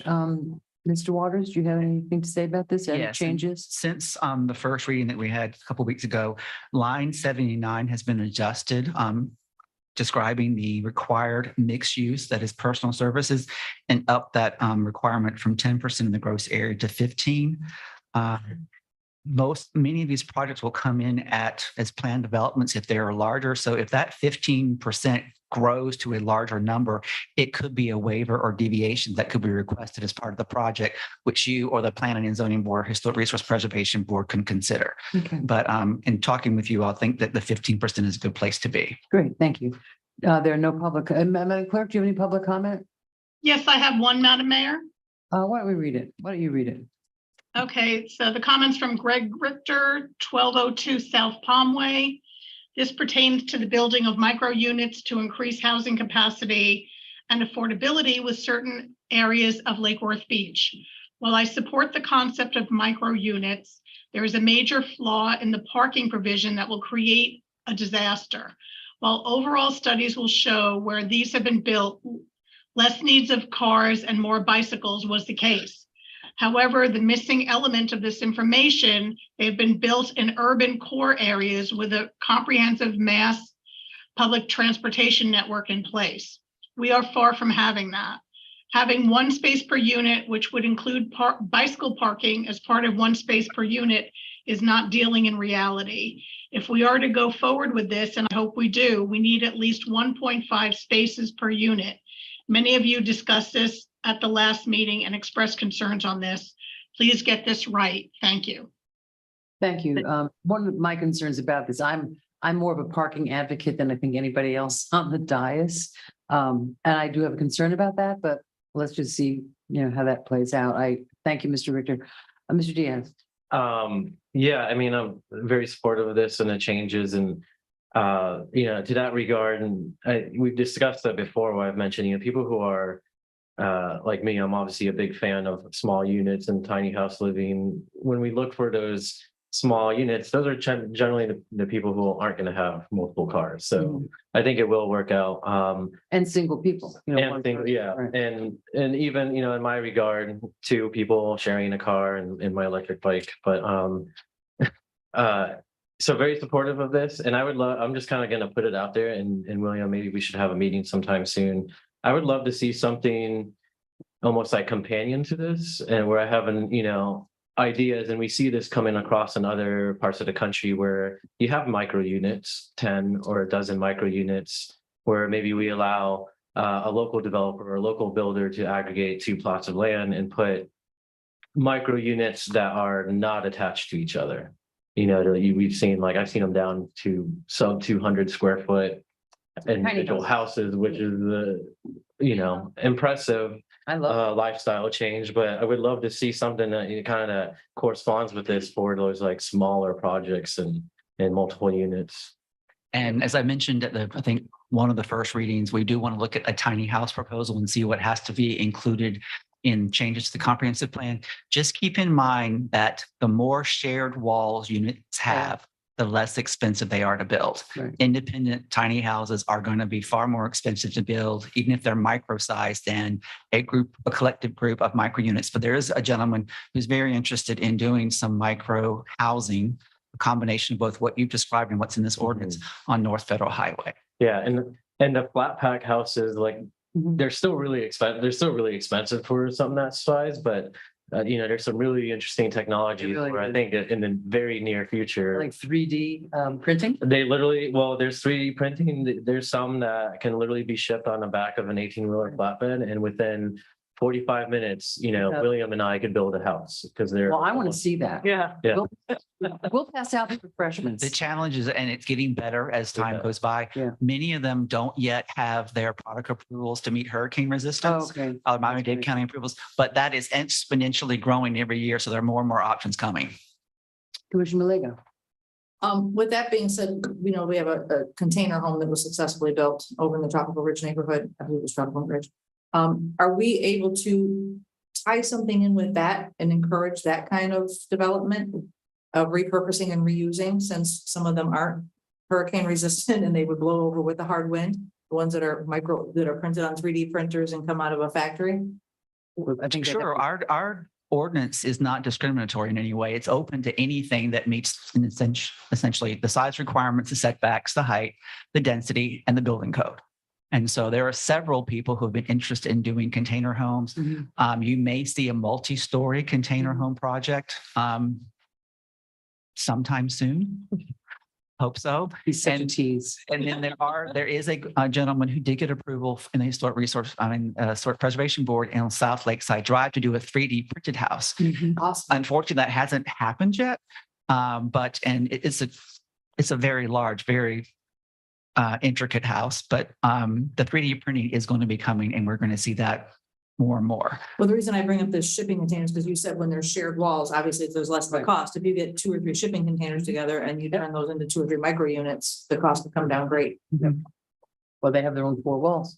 So did we do a motion in a second? I wasn't trying to. I don't think we did. Let's have a motion I'll move. to approve. by Commissioner Diaz, seconded by Second. Ooh, a challenge. So Commissioner Stokes, all in favor? Aye. Thank you. Thank you. Moving on to, I think you're like out in the middle of the Everglades or something. It's very funny to think of where you are. Okay, now we're on 2022-14. All right. Madam Attorney, would you read by title? Ordinance 2022-14, an ordinance of the city of Lake Worth Beach, Florida, amending chapter 23 land development regulations, article 1, general provisions, division 2 definitions, section 23.1-12 definitions, adding thereto new definitions, social justice and sustainability, and article 2 administration, division 3 permits, section 23.2-31 site designed qualitative standards, providing for standards for buildings and providing for severability, conflicts, codification, and effective date. Thank you. Mr. Waters, are there any changes? There's no changes since first reading. This is first reading? No, there's no Oh, changes there- oh, since first reading. Thank you. Sorry. Do I have no public, Madam Clerk, do you have any public comment on this one? I have one, Madam Mayor. Let's hear it. This is also from Greg Richter, 1202 South Palm Way. I'm writing in my opposition to extremely vague language in this ordinance. When this was read, you spent well over an hour on what 5 to 7 items should be used in the community standards and sustainability and never came up with what and how to include them. This will require a developer and the city to hire extra personnel just to handle this provision in the land development regulations. This is not possible at this time. The city is already backlogged with projects, both commercial and just plain homeowner projects, due to the lack of staff. We are still months behind getting the city up to current standards. If you want to make this work, you must define the key elements that need to be addressed in the earliest stages possible. This is nuts to be passed with its current language. Thanks. That's my only comment, Madam Mayor. Thank you. And I have nothing. So do I have a motion? Oh, I see a light. Commissioner Malega. The only thing I would like to see changed is line 62, social justice. The political and philosophical theory that focuses on the concept of fairness. I would like to see, can we change that to equity? The concept of equity in relations between individuals and society. and Equity is equal not the access. same as fairness. Don't think so? No, equity, I believe, Why don't we have equity and fairness? and fairness, that's There, fine. can we change that? They sure can. Fairness to me is who thinks what's fair and who's not. It's kind Equity of is a- more numerical. Right. Yeah. But fairness to me is you might think something's fair, but I might not think it's fair. So. And I it's might not think like- something's equal that you don't think is equal. That's why I use equity, not Mm. equality. All right, I have no objection. Does There's anybody? equality and there's equity. Okay, thank you. Does that mean we have to also change it equal access to equitable access to? Don't start. Equality and equity are two different. I know. So do do we agree with that addition of that word? Those 2 words. Okay, 2 words and. And. And I did include that. Okay. Thanks. So do I have a motion with the amended language? Motion to approve with the amended language? Thank you. Do I have a second? Second. All in favor? Aye. Thank you. All right. Do you mind if we? Okay, it's 12:04. We should be home by now. Right? That clock has been throwing me off all day. I know, I keep looking at the clock and it's not making any sense. It's 8 o'clock. Do you want to take a little upstairs break, a little bathroom break? Yeah. Okay. We're gonna take a little break. We'll be right back.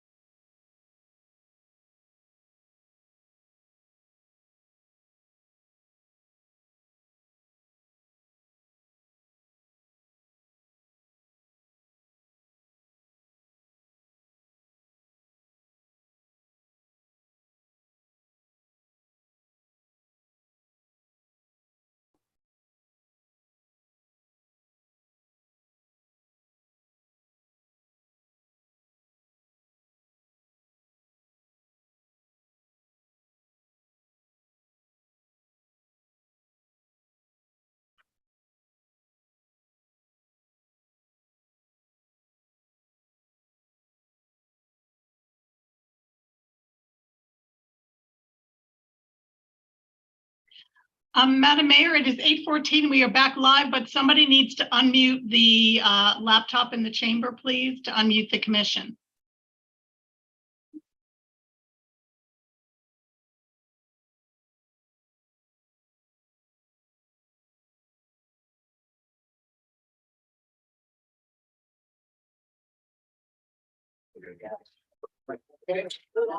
Does that work?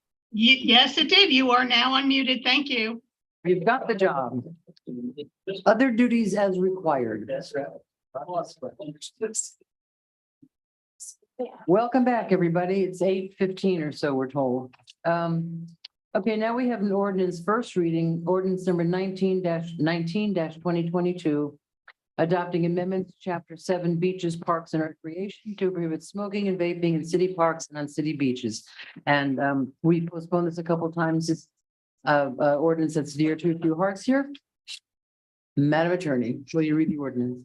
Ordinance 2022-19, an ordinance of the city of Lake Worth Beach, Florida, amending chapter 7 beaches, parks and recreation, article 1 parks, recreational facilities and public property, section 7-9 regulation of conduct in parks and recreation areas and on public property by creating a new subsection K to be entitled smoking and vaping to prohibit smoking and vaping in city parks and providing for enforcement. And article 6 municipal beach area and municipal beach, section 7-80 additional regulations applying to the municipal beach area by creating a new subsection Z to be entitled smoking and vaping to ban smoking and vaping on city beach and to provide for enforcement and providing for severability, conflicts, codification, and an effective date. Thank you very much. I have a few public comment cards. Do we have any staff presentation on this one? We've talked about this a few times, I think. So do you want to go straight to a motion? Folks? Well, we haven't really talked through it. Is there anybody? I mean, I had a few questions. Okay. We mentioned like it was something we were interested in, we wanted to bring it back, but now this is our first time together looking at it, so. Yeah, we've only talked about it in pre-agenda. Yeah. So it is fine. So let's go. I would like to weigh in a little bit on this, if I could. Yep. I'm certainly fine with the idea of a smoking and vaping ban at the beach. And I'm fine with PBSO enforcing that. From informal conversations I've had, they think that that's moderately doable. I would have a concern that we certainly don't want to add a responsibility to the lifeguards, that they have to become smoking police. I have a different view about the smoking and ban in parks. And my thinking on that, I'm no big fan at all of secondary smoke. And I know that people who've quit smoking also are quite sensitive to that. But I'm also sensitive to two other aspects of it. And one is, if people are in parks, in many cases, they're going to be fairly far from other people. And do we need to make regulations about that? Do we need to maybe leave some room for people who do smoke to just do that? And my other concern is, so in other words, is it a necessary regulation? Can we deal with other like littering aspects through litter ordinances that we already have? The other aspect that really concerns me is that the ordinance specifically says PBSO will enforce it. Again, informal conversations that I've had raise a lot of concerns in my mind whether that's realistic. And I don't think it's a great idea to have put on the books something that we pretty much know that we wouldn't be able to enforce. That's my view so far. Thank you. Commissioner Malega? Well, I'm the one who brought this conversation up months ago. As soon as the state allowed us to have this conversation, other cities jumped on the bandwagon that already passed and are issuing fines. Us being a coastal town is the reason I brought this forward as quickly as I did. And somebody who does neighborhood cleanups monthly. And the parks to me is a key component, because just look at Bryant Park alone and the cigarette butts that get left behind and being on the intercoastal. When you look at playgrounds and the fact that kids are playing in playgrounds and cigarette butts are thrown and discarded in a disrespectful way. if smokers were respectful of our spaces, then this wouldn't be a conversation. But they're, the top three things that we pick up when we do cleanups are plastic bags from stores, cigarette butts, and beer bottles. Yep. And if we can move the needle on one of those things, which is the only thing the legislature has given us room to do. And I mean, they don't let us do a lot, so let's take advantage of what we can do. That's why I wanted to bring this forward, is I just think that we need to be mindful. You know, we talk about being energy efficient and being, you know, conscious of the environment. This to me was just a no-brainer. Now, the enforcement part, we're paying PBSO $14 million. I'm sure if they see somebody smoking, standing next to a playground, if they're driving through or walking through, they'll say something. This isn't that we're not doing something to be forceful and pick on people who are in the parks, but this is more of protecting our parks, protecting the people who don't smoke and the environment. So that's the reason I brought this forward, and the enforcement is going to be, you know, something that we have to work through. I remember Commissioner McBoy, you brought up a thing of maybe doing a sign competition and having kids paint different signs that we could use at the beach, which I thought was a great idea. Get the kids involved, or at the parks. But that's why I brought the parks part to it, because I just think that we need to protect our kids. We need to protect our environment. Thank you. Commissioner Diaz. Yeah, you know, I think that's an important thing to highlight. Enforcement is always tricky, no matter what the rule or law or ordinance is. And that shouldn't really be a deterrence, because, and to kind of second what you just said, Commissioner Malega, you know, the nonprofit Iron, we maintain the shoreline, the living shorelines at Bryant Park. And by far, our number one litter items are cigarette butts, styrofoam beads, and bottle caps.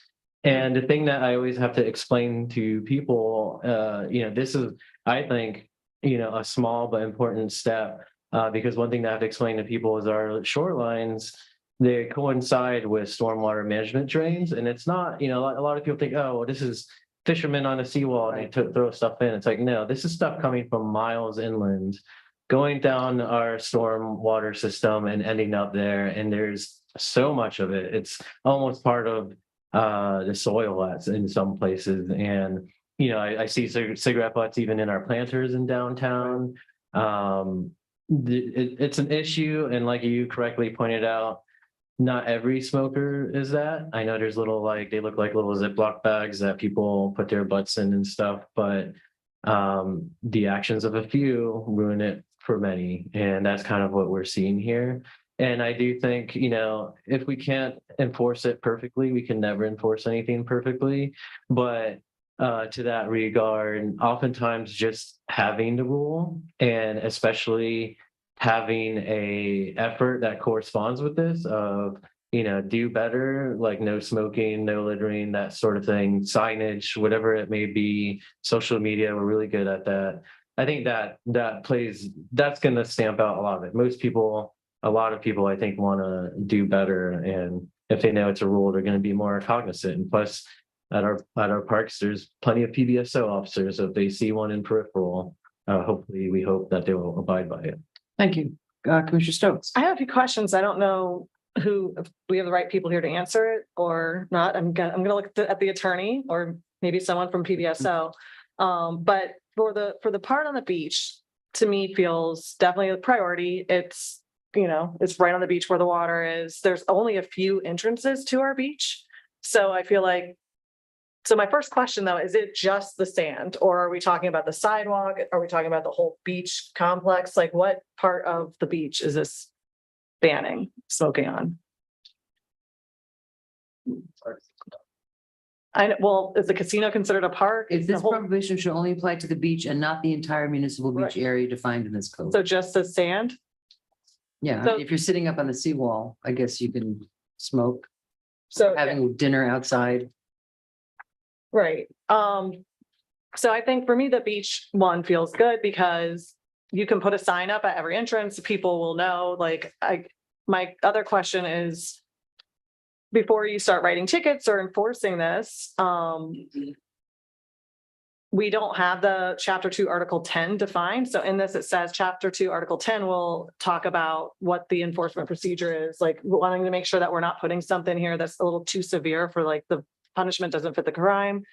I heard we're bringing that back next agenda. We're going to be talking about Chapter 2, Article 10. So I just want to make sure that if we approve this tonight, that we're very cognizant that we're not, creating more barriers to like a teenager who was in a park and he smoked and he didn't see a sign. So like how frequently do you have to list all the signs for it to even be like an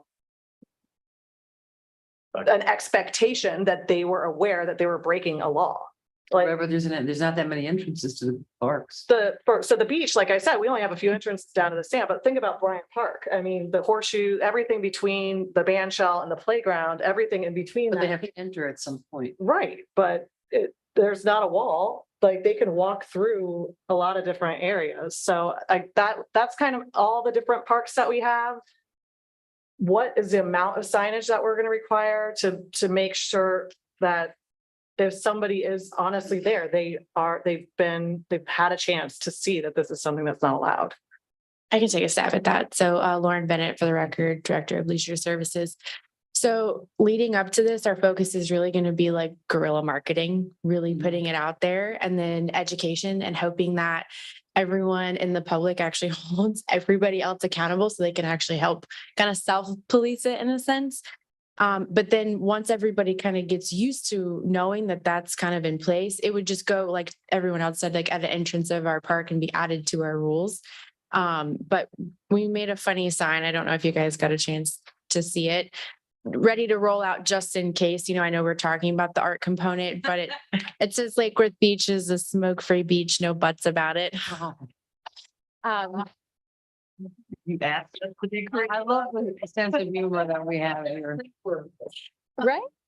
So when we've been talking about all kinds of cool, like funny social media stuff that we could do, animate like a cigarette butt kind of, dying or something. We're still playing around with it, but our hopes is to really just get a part of the education out there. And then once it's out there, everyone's going to hold everybody else accountable. Well, we don't have like the biggest, most exhaustive reach into all the different communities as far as educating and about that. So I'm assuming when we are talking about the actual consequences to this, there will be warnings will be involved. Like nobody's going to get an actual fine the first time that they do something that they're not even aware is. Yes. And then how do you know that you've given the warning to that person? I mean, now it's. PBSO has the ability to track who's been given a warning, I believe, if they've been written up. For you, Lauren, are they allowed to smoke on the pier right now? Yes. So would you want to include the pier? I guess that would have. They pay admission. They pay admission to get on there. Right, but that's still our property. That's Is that our- considered beach. It's beach though. I mean, if they're smoking and they're tossing them over because there's no cigarette container things on the pier. Hey, guys, can I chime in really quick? Sure. Hi, Juan. Hey, I think for the sake of consistency and to Commissioner Stokes' question earlier, one thing that we all need to keep in mind is that we share a common interest with Palm Beach County. And Palm Beach County is not banning and putting this in, right, Lauren? No, they're not. They're only going on education, and then they're giving them the little cigarette containers for their butts. Right. So I pointed that out because one, for the question on the property, historically, we've always looked at it as a park that happens to have a commercial component. So if it's going to be considered to be smoking in our parks network throughout the city, then we should be consistent. So the messaging is consistent within our city boundaries. And then the question of enforcement, you guys are going down the right path. It's more of the Boy Scout honor, a lot of marketing, a lot of education. I saw Lieutenant Lavinia there. The goal is not to write civil citations for this. So hopefully over time, everyone will just kind of police it themselves, because we definitely don't want to create a distraction inadvertently to our lifeguards who we celebrated tonight for doing lifeguarding. And that's really where the attention needs to be at for them. So I just wanted to clear the air on that, and just the recognition that it's going to be tricky for the population that shows up, because you could literally go 10 yards to the north and smoke a cigarette and then come back 10 yards to the south. So it'll make for tricky stuff, but we'll get through that. See what we do. Yeah. The other question I had about Bryant Park and when we have events there, sometimes they're gated, they're fenced off and you pay admission to go in them. And have we considered at all if an event wants to have a designated smoking area within their event space that they're having for the, would that not be allowed in this case? So how we would handle that is it would actually be in our special events hand guide that smoking is prohibited in the park, period. If it's prohibited, then it's prohibited at events as well. Right, it'll be based on the ordinance. the Right. Ordinance. So there wouldn't be an exception. Right. I guess I know my mom, I hate smoking. My mom was a smoker. She died from smoking. But she would not go to Disney World with her grandkids if they didn't have a designated smoking area for her.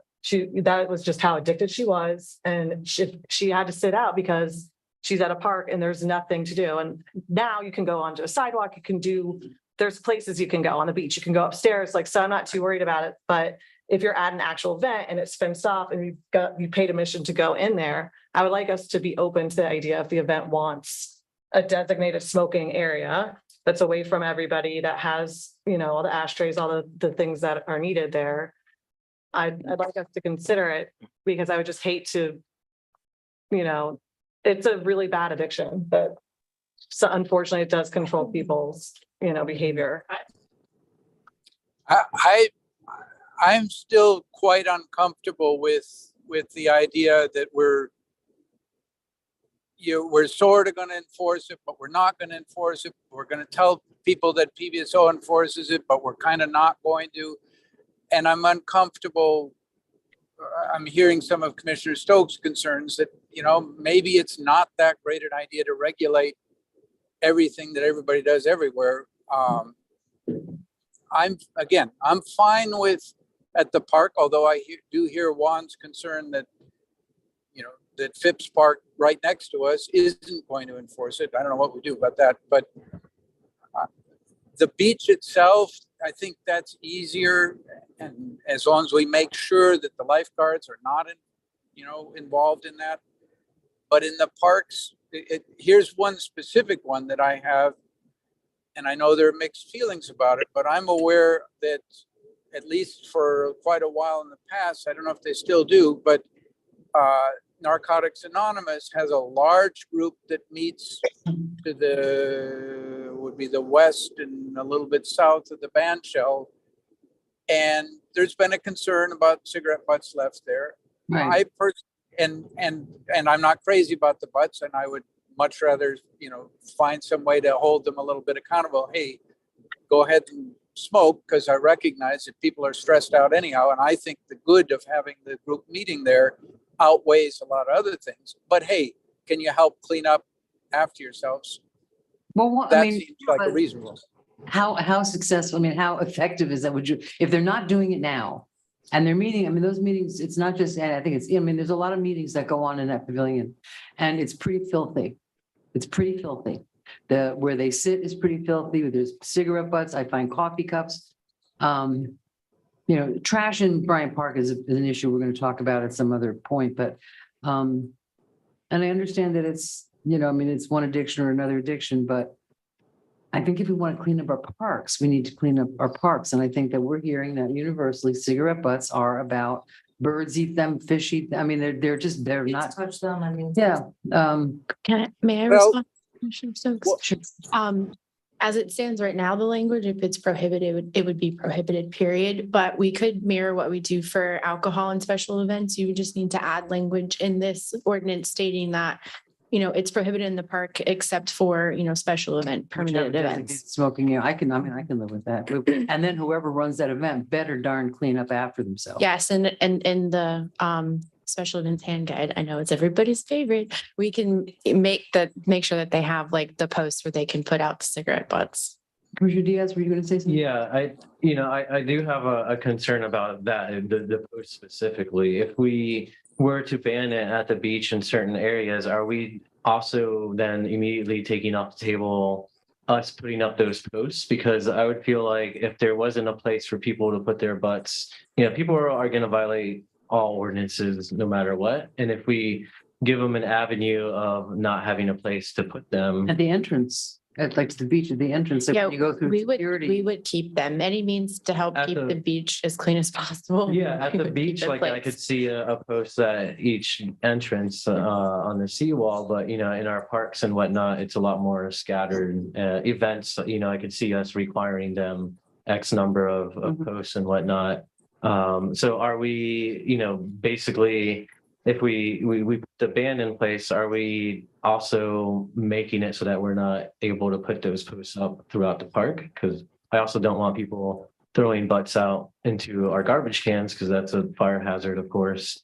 So like, are we taking that off the table? Well, can I respond to that? My thought would be, you know, my 2 cents is when I was a kid in New York, growing up in New York City, people would just drive and throw their bags of garbage out the window on the turnpike. It was not even a thing. I would sit in college and have an ashtray on my desk. I'm old. And a big public push was, you know, give a hoot, don't pollute. I mean, and think about, I mean, right now, I mean, smoking was every place.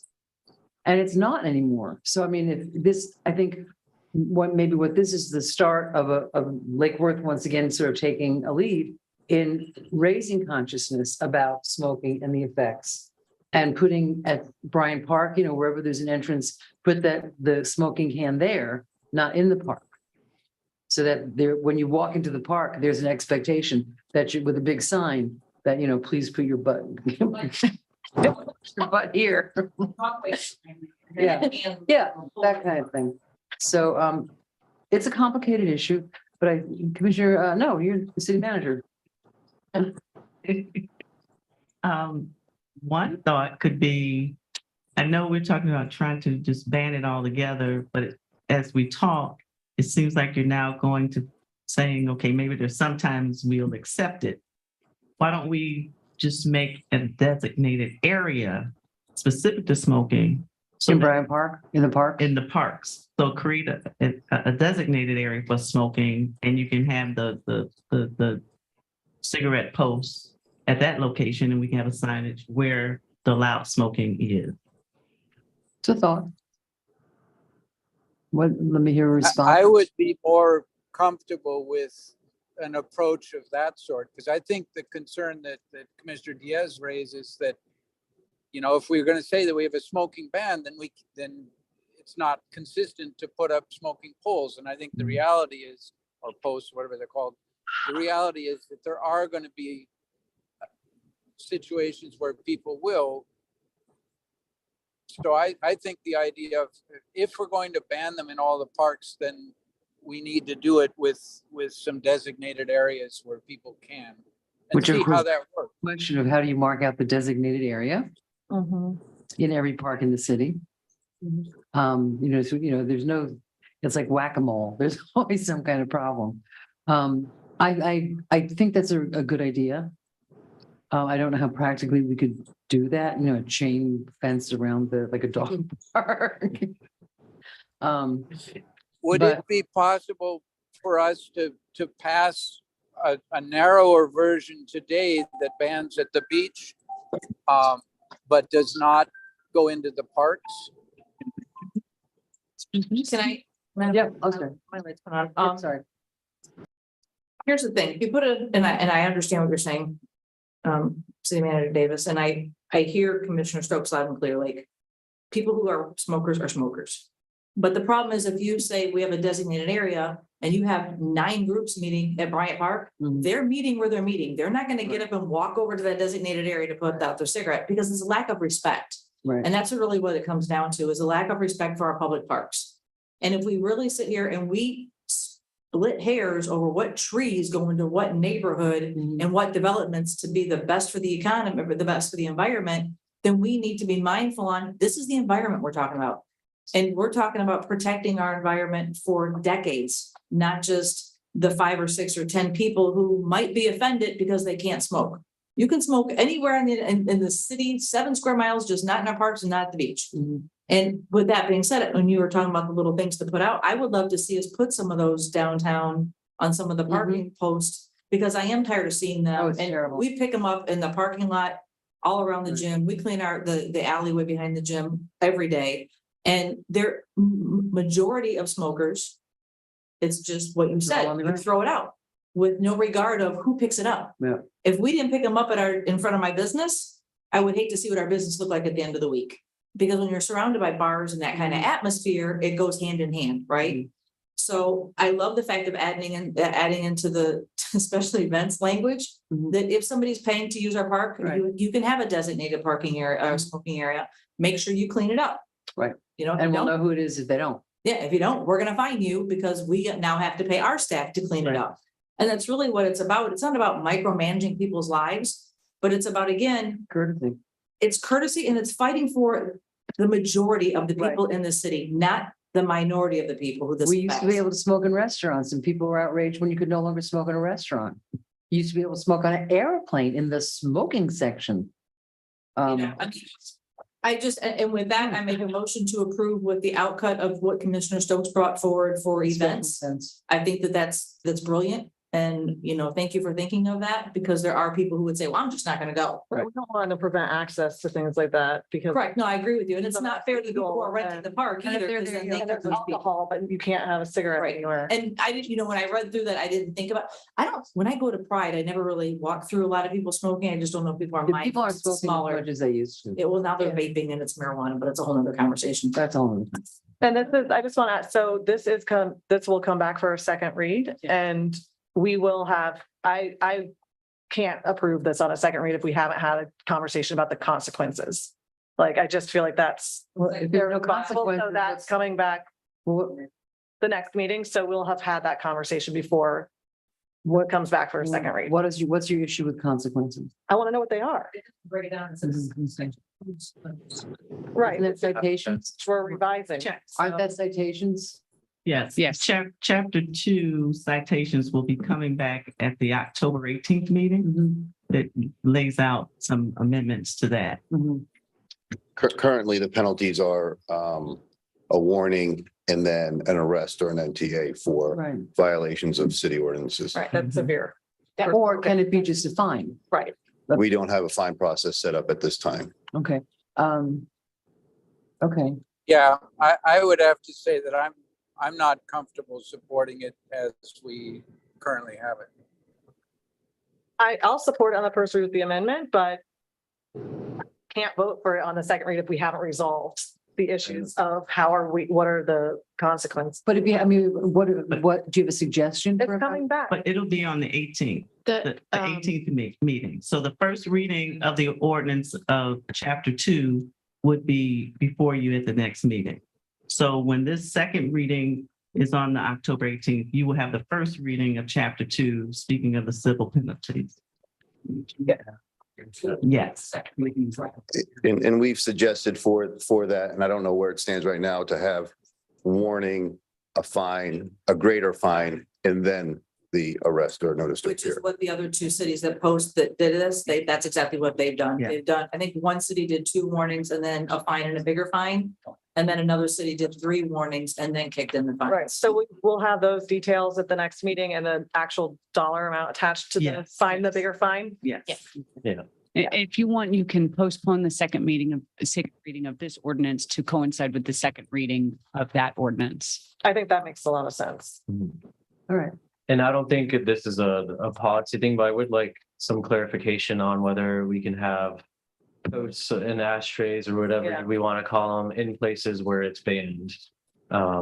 Because, we can't give two messages, and I still want But to. at the entrance, like the mayor said, Well, yeah, the yeah. entrance. That makes- Sign with the cigarette butt, Right. like here's your opportunity. That makes sense at the beach for sure, like when you have clear defined entrance, but something like the band shell, like I feel like inevitably it's gonna be very difficult to enforce there, and if we even had just one post, like you said, for the meetings and stuff that show up there, like are we even allowed or capable of doing that? Because we're banning an activity and we can't also encourage it by having proper just. Well, I would say even for Brian, for the parks, and put them at the end, even it's not a defined, Right.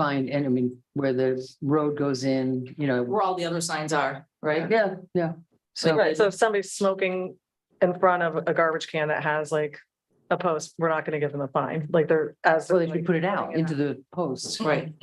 Well, I guess too, like, can they walk if they're like at the park, enjoying the park and like out in a cigarette, they can walk to the sidewalk. The sidewalk is like where they're allowed to smoke right there. A lot of people are walking or biking to that park, and basically what I'm saying is if we're gonna have an area that says you can't smoke, can we have infrastructure that in some way almost encourages the smoking? Like that might be a legal question is what I'm saying. So like you could have the sun up to sundown signs. Right. It says the Right. parks are open sun up to sundown. No, we are now ordinance, blah, blah, blah, no smoking, and then put the little cigarette out thing. Yeah, Like, the it's edges. like. Yeah, that's what I'm Right, saying. on the Yeah. edges for sure. Right, yeah. I have a funny suggestion. So we could have those posts and then I can put like cancer causing facts and all the things that smoking causes on the post to Yeah. help discourage. I think public education and Bless you. bless you, and peer pressure are kind of our best allies in this.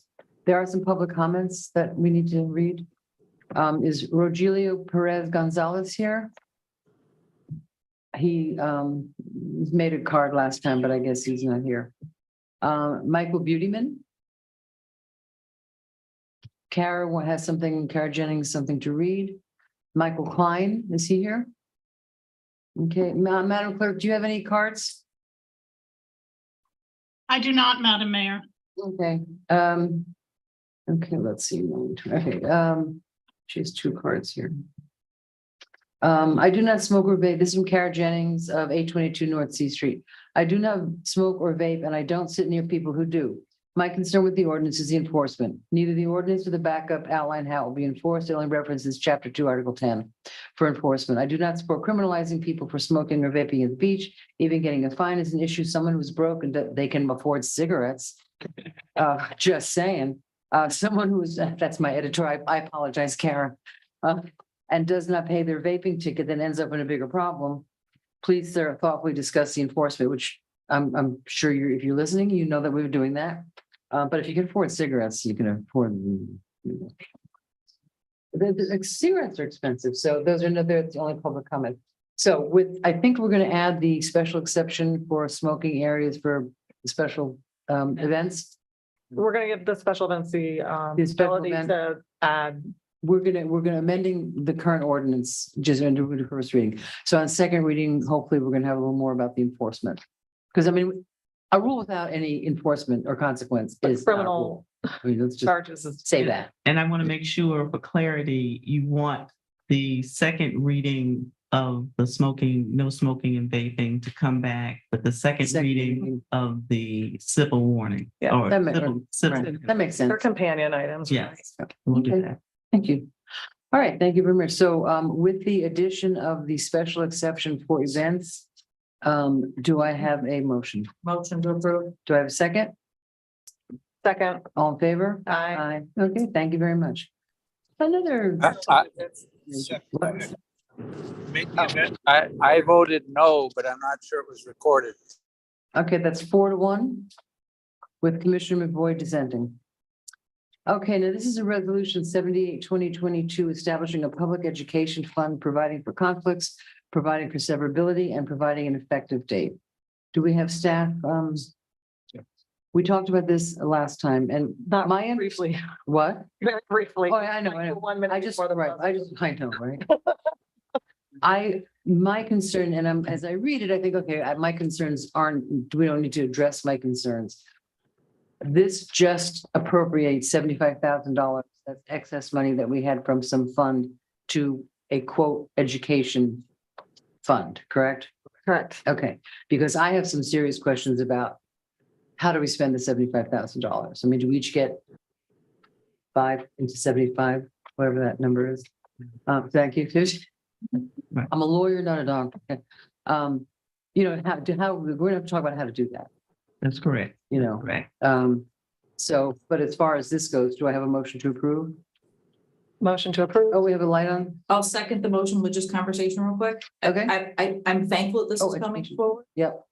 But again, that was my question. Is it the education committee that's gonna recommend funds for this? Is it No. like we have our discretionary money and then That's what we're talking. We if don't know. something comes forward, so, That all we're doing today is appropriating and setting aside the money.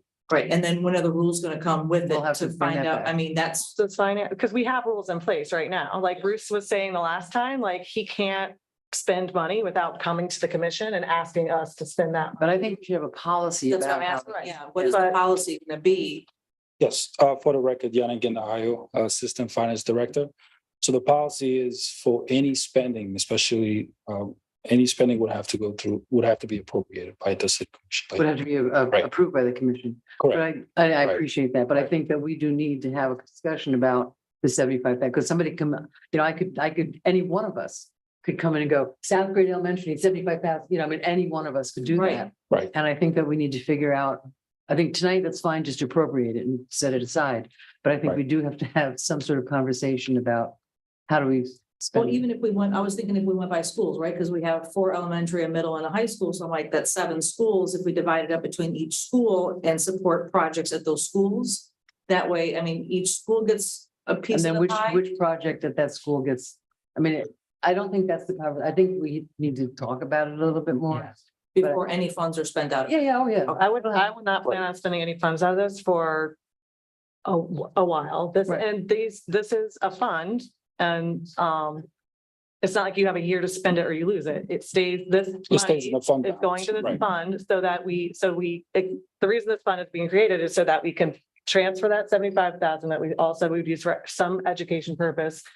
Put it there while we work out. We were trying to do this before the close of the budget year.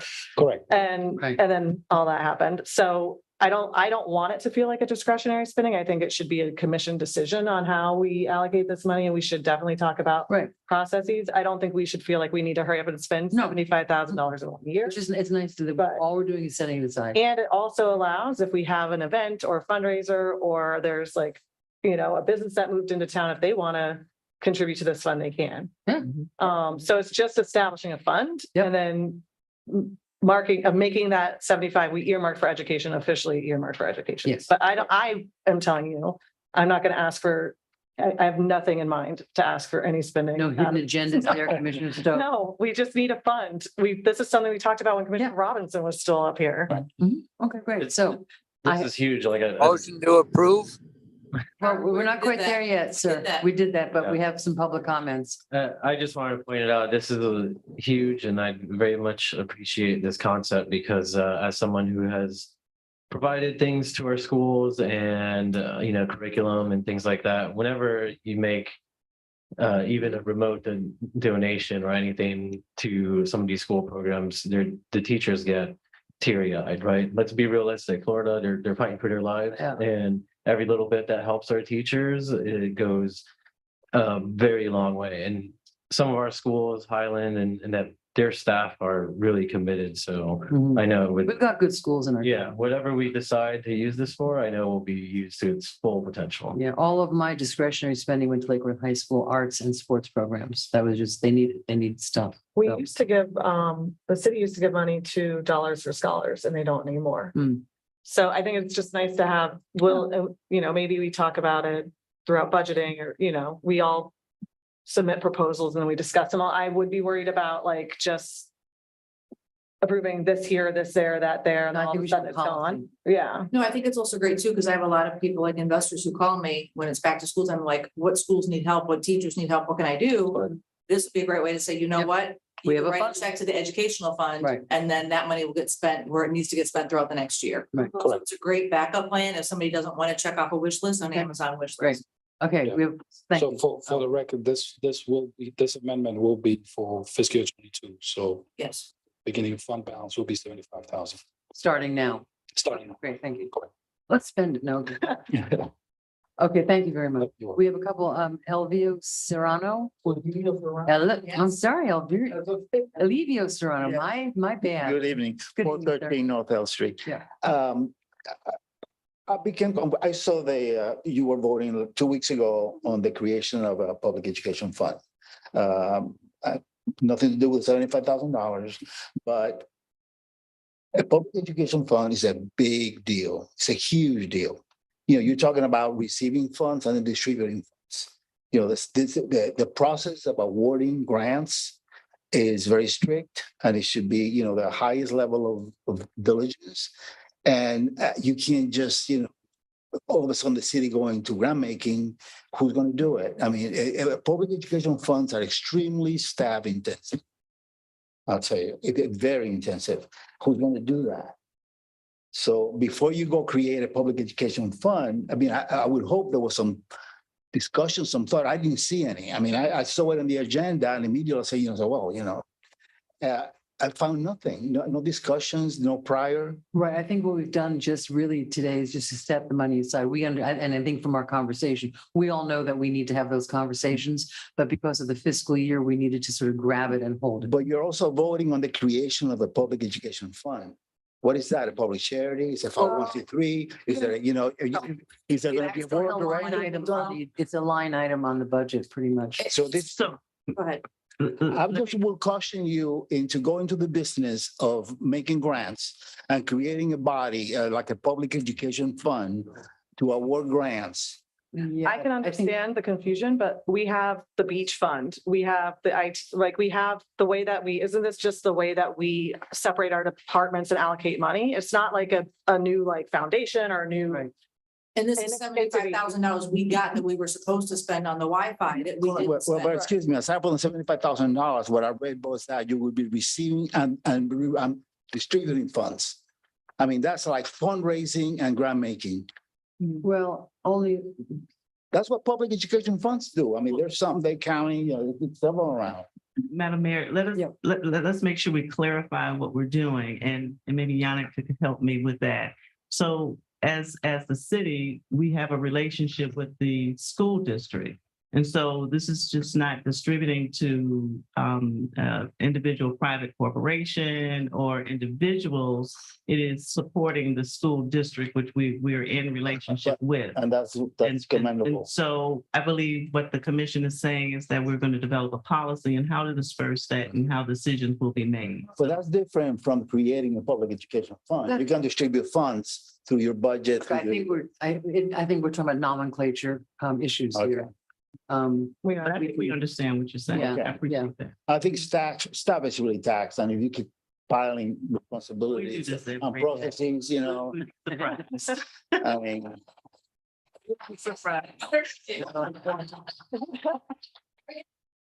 Okay, well, thank you. Thank you. And we appreciate that concern. Next up is Andrew Kavanaugh, who's not here tonight, I don't believe. I don't see him. And he's for it.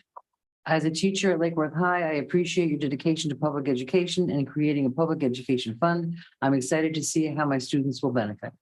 And last but not least is Janet Sereno. I know, really.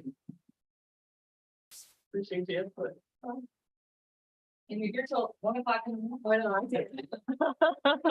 Janet Serrano, 413 North L Street. I just wanted to propose that you consider running some of those funds through our city library. As you saw tonight from Cindy's presentation, she's got the smarts, she's got the creativity, and she's got the determination to make it work. And the library already does a lot of work with our schools. They already are coordinated with them, knows what their needs are in terms of Wi-Fi projects, that you just consider her when you're thinking about allocating some of that money. Thank you very much. Thank you.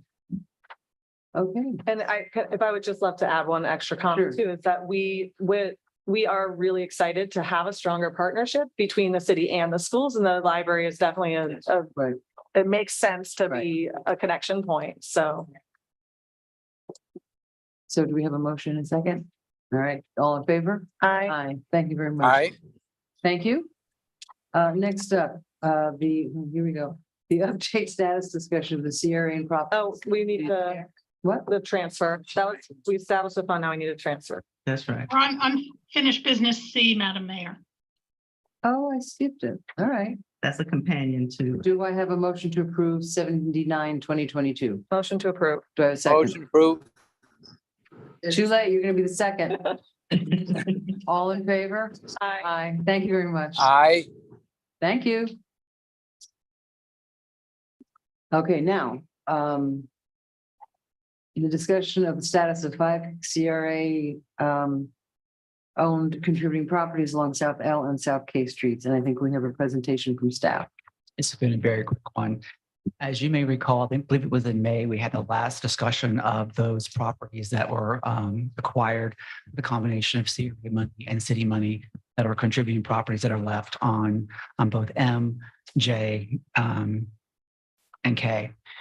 At that time, we gave you the estimates of what it would cost to bring those properties up to a usable state that could meet housing requirements and pass the use and occupancy inspection. And through that discussion, we came to a consensus that 2 buildings should be preserved, and that's the small cottage to the north of the 2-story 4-unit building, and then the 2-story 4-unit building itself. What's an update is that since that time, the CRA has obtained a variety of proposals on what it will cost to demolish the other 5 buildings. The condemnation reports have been prepared by the building official that officially condemned those other 5 buildings. We wanted to give you a status that the CRA continues to move forward on selecting a demolition provider for those 5 structures. Properties will be cited for our demolition requirements. And it's sad that the buildings have come to this state, but at this point, I don't know when we're going to have a developer or parties interested in restoring the 2 that we have. I've spoken to the city manager, and I'll get with Joan. There are some preventative measures that need to take place for the 2 buildings that are staying. One of the recommendations was to have them tenanted for termites, because both of them, everything over there seems to be suffering from that. If you have any questions about what's happening, the Historic Resource Preservation Board will be apprised of the condition of those 5 buildings, including the condemnation reports. I don't have an actual date of when this might happen, but I'm sure either through a pre-agenda meeting or through a report from the city manager, we can give you an idea of when that might take place. As an aside, the CRA does have a grant from the Solid Waste Authority to help provide the funds to do the demolitions. And I believe that money has to be spent, or at least committed to the actual action before the end of the year. The calendar year, I believe. If I'm incorrect about that, I will let you know. And that's the update. Thank you, Commissioner Stokes. Like I had first. Maliga's first. Oh, I just had a question. I thought when we talked about this a while back that we were moving forward on tinting those 2 properties. Did that not happen? Because It's not happened yet. why are we waiting? Well, one, I don't have any budget to do it, so we're going to have to collaborate with other departments or the CRA to do that, and it's sort of come at the end of the fiscal year where money was tight. Now that the new fiscal years are here, there may be, more adequacy of funds to do those 2 activities. Okay, and I guess are those the city-owned properties or are those CRA? They're all technically owned by the CRA. Right. One, I believe that's sort of staying was bought with CRA money, and one was bought with city money. I know that's confusing because it's all happened before all of you were on the commission. Right, but I mean, we had talked about all of that before, so I just assumed that the CRA was moving forward with tenting them and taking care of that because this is all CRA stuff. Well, we'll definitely work on getting a quote, so we'll know how much funding is necessary and move forward. Commissioner Malaga?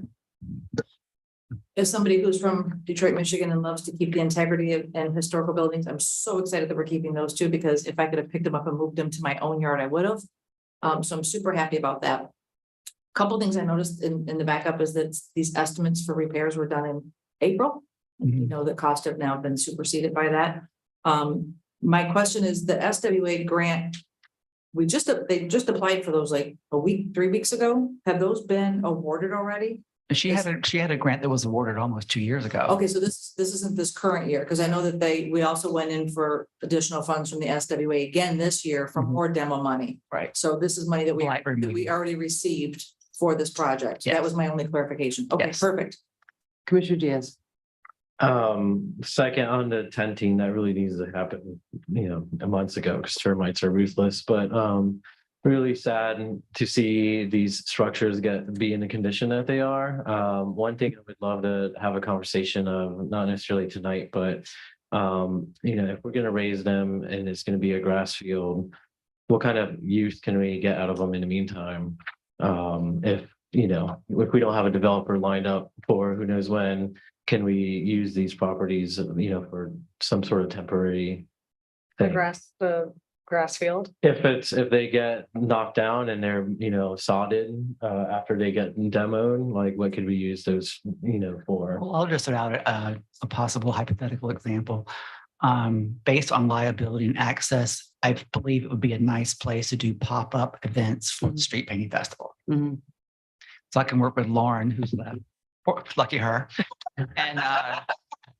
and Joan to look at that, because one of the things I've always struggled with the Street Painting Festival is you can't technically buy the art there. Right. And if we had a secondary place that you could go actually buy the art that from the artists who are actually doing the Street Painting Festival, it would be awesome. And we could maybe have the Cultural Council collaborate with us on the appropriate pop-ups for that. And maybe it's because Oktoberfest is happening, but it seems like ages ago you brought up the idea of a beer garden. And I don't necessarily want to call it a beer garden, but like things like that, food trucks, like outside healthy activities. Like I feel like we have quite a bit of potential. So if we can revisit that beer garden idea. I love the food truck idea, so we need to get something on the books for food trucks, We need because to that's do the first thing that I thought was like, Okay, what a great place to have a food truck pop up like once a month. remember, if be we in have that a one. city sanctioned event Right. through Lauren Bennett, they can have food trucks. So city sanctioned event once a month. There you go. I still see food trucks around the city that are pretty regular, and I know, I'm still trying don't to- understand I'm it. trying to find someone to catch them. I'll do it. I'll drive home tonight and go past food. Does Vice Mayor have any comments? I don't know. I don't want to forget about. Will not let Thank us- you. Are you kidding? That's so cute. We're starting to veer a little. I haven't said down a anything yet different either. direction. Well, you'll make sure that you Thank you. I appreciate execute that. your mayoral privilege. Commissioner McCoy, do you have any comments on this? I'm just very sad to see us again being involved in demolition of historic buildings. I'm certainly not a building expert by any means, but I've been around older buildings from time to time. I've been around termite things and so on. And when I did the walkthroughs before, I was not as convinced that there was nothing salvageable. I'm not a professional general contractor by any means, so I can't really speak to the cost, but I guess I would have been a lot happier, A, if we hadn't let the buildings get to this point, and B, if we maybe had really turned over all the stones. Is there any way that we could use some parts of the structure or salvage something out of them, whether it was somehow make them an open outdoor structure or something? I don't know. Maybe that's pipe dreams, but I'm sad to see them go. Thank you. Anybody else? Okay, this is an agenda item that is near and dear to my heart and breaks my heart. When this started happening a few years ago in the city and the CRA somehow magically found money to purchase these houses and then evict everyone. These are all income producing, energy using, water using properties that people lived in. It was a downtown little neighborhood. And I have spoken with the CRA and and the powers that be. We understand my anger about it. I am also a realist, and now, it is what it is. It's a very sad thing that this happened, the way it did. However, this is literally in my backyard. This is between my law office and my house. And the Church of the Glades, although I really respect them, they started out with feeding families on Saturday morning, and it's really expanded now. And my neighborhood is now really having an issue with people sleeping in doorways and people stashing their stuff and staying in the neighborhood where the showers and the clothing is. So from that perspective, I drove around the other day and every doorway had somebody sleeping in it. So from that perspective, I understand the practical need to do this. It's just a shame that it all happened the way it did. Now, we do have an update coming from soon, the Treasure Coast Regional Planning. Yeah, I folks. spoke to through email today. They were running a little bit behind due to issues beyond their control, but we do hope to schedule for you, hopefully in November, their summary of their findings from the charrette and their work over the summer with the recommended options of what may be feasible or not. Development proposals or projects that could go there, and various concepts and ideas that will be included in an RFP that, because you asked to have input in that before it was floated by the CRA. So I'm hoping we're going to have that before Thanksgiving. Okay. And hopefully in 5-10 years, we'll be happy. But it's been 4 years already and I'm still not happy. Madam Clerk, do you have any public comments? I do not, Madam Mayor. And we don't have any here. I just put one next to you. You did. To you. Oh, sure did. Trying to talk about it during the. Oh, that's right. Not- Townsend, phone up. And real quick, can we just put this in, make sure this information goes on our website on Yeah. the front, an L&M update or how, whatever you guys want to call it?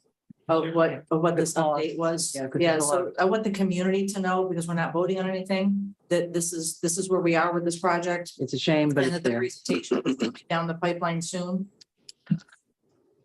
Todd? Todd Townsend, 502 South J Street. Once we bulldoze those two properties on L Street, perfect place to build some, a two-story apartment building, not unlike the other apartment buildings that are in the area. That could be a good spot for some micro apartments, workforce apartments, which is what we really need. And then those three that are on K Street need to be bulldozed, and there's 43 parking spots right there, along with enough space for a strip of green. So when you go down First Ave, you've got the green and you've got 43 new parking spots right there. On top of that, we desperately need a light at First and Dixie Highway, so that cars can come out and go both ways. If we're trying to do something about the mobility of our town with our parking and everything, we need a light there so that you can turn north and south. So right now you can come out of First Ave and only go right. But there's a divider in the road. So I'm saying we need to do something. There's plenty of space there. So we need to do something about that divider so that we can put a light there so that cars can go both ways on Dixie.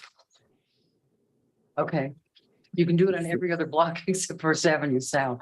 And there's, all right, But that's where we're putting our parking and that's where our accessibility is. And we don't want to spread our parking away from the downtown because it makes it more dangerous for people walking around at night. Accessibility. Thank you. I've been out there all the time. There's enough for 43 spots just in that area. I know how many are the ones that we're going to lose if we do any development on J and K. It's, I think, 65, but that's a whole nother conversation. Thank you, Tom. Thank you. Okay. So do we, Is it happy hour at 9 o'clock at night? I was going to, that's sad hour. It's too late. It's now 1 a.m. Okay, so we have, That's right down the street from my house. okay, so with deep regret, do we have a motion in a second? Madam Mayor, no vote is required. That was an update. Oh, okay. Yes. All right. But this is going to be going to the CRA for approval probably soon. We get. That's right. Okay. Sorry. What we can call today is receive and file. Okay. And we will get in it's probably going to, I know that Ms. Aliba is scheduled to come to you to give some kind of update. Hopefully we're going to coincide that with the L&M update and we can talk about it all as one big thing. It will likely be more than 30 minutes, but we'll do the best we can. Your feedback from that presentation from Dana, from Treasure Coast, will then be fed over to the CRA to include in the RFP. Okay. All right. Thank you very much. Okay.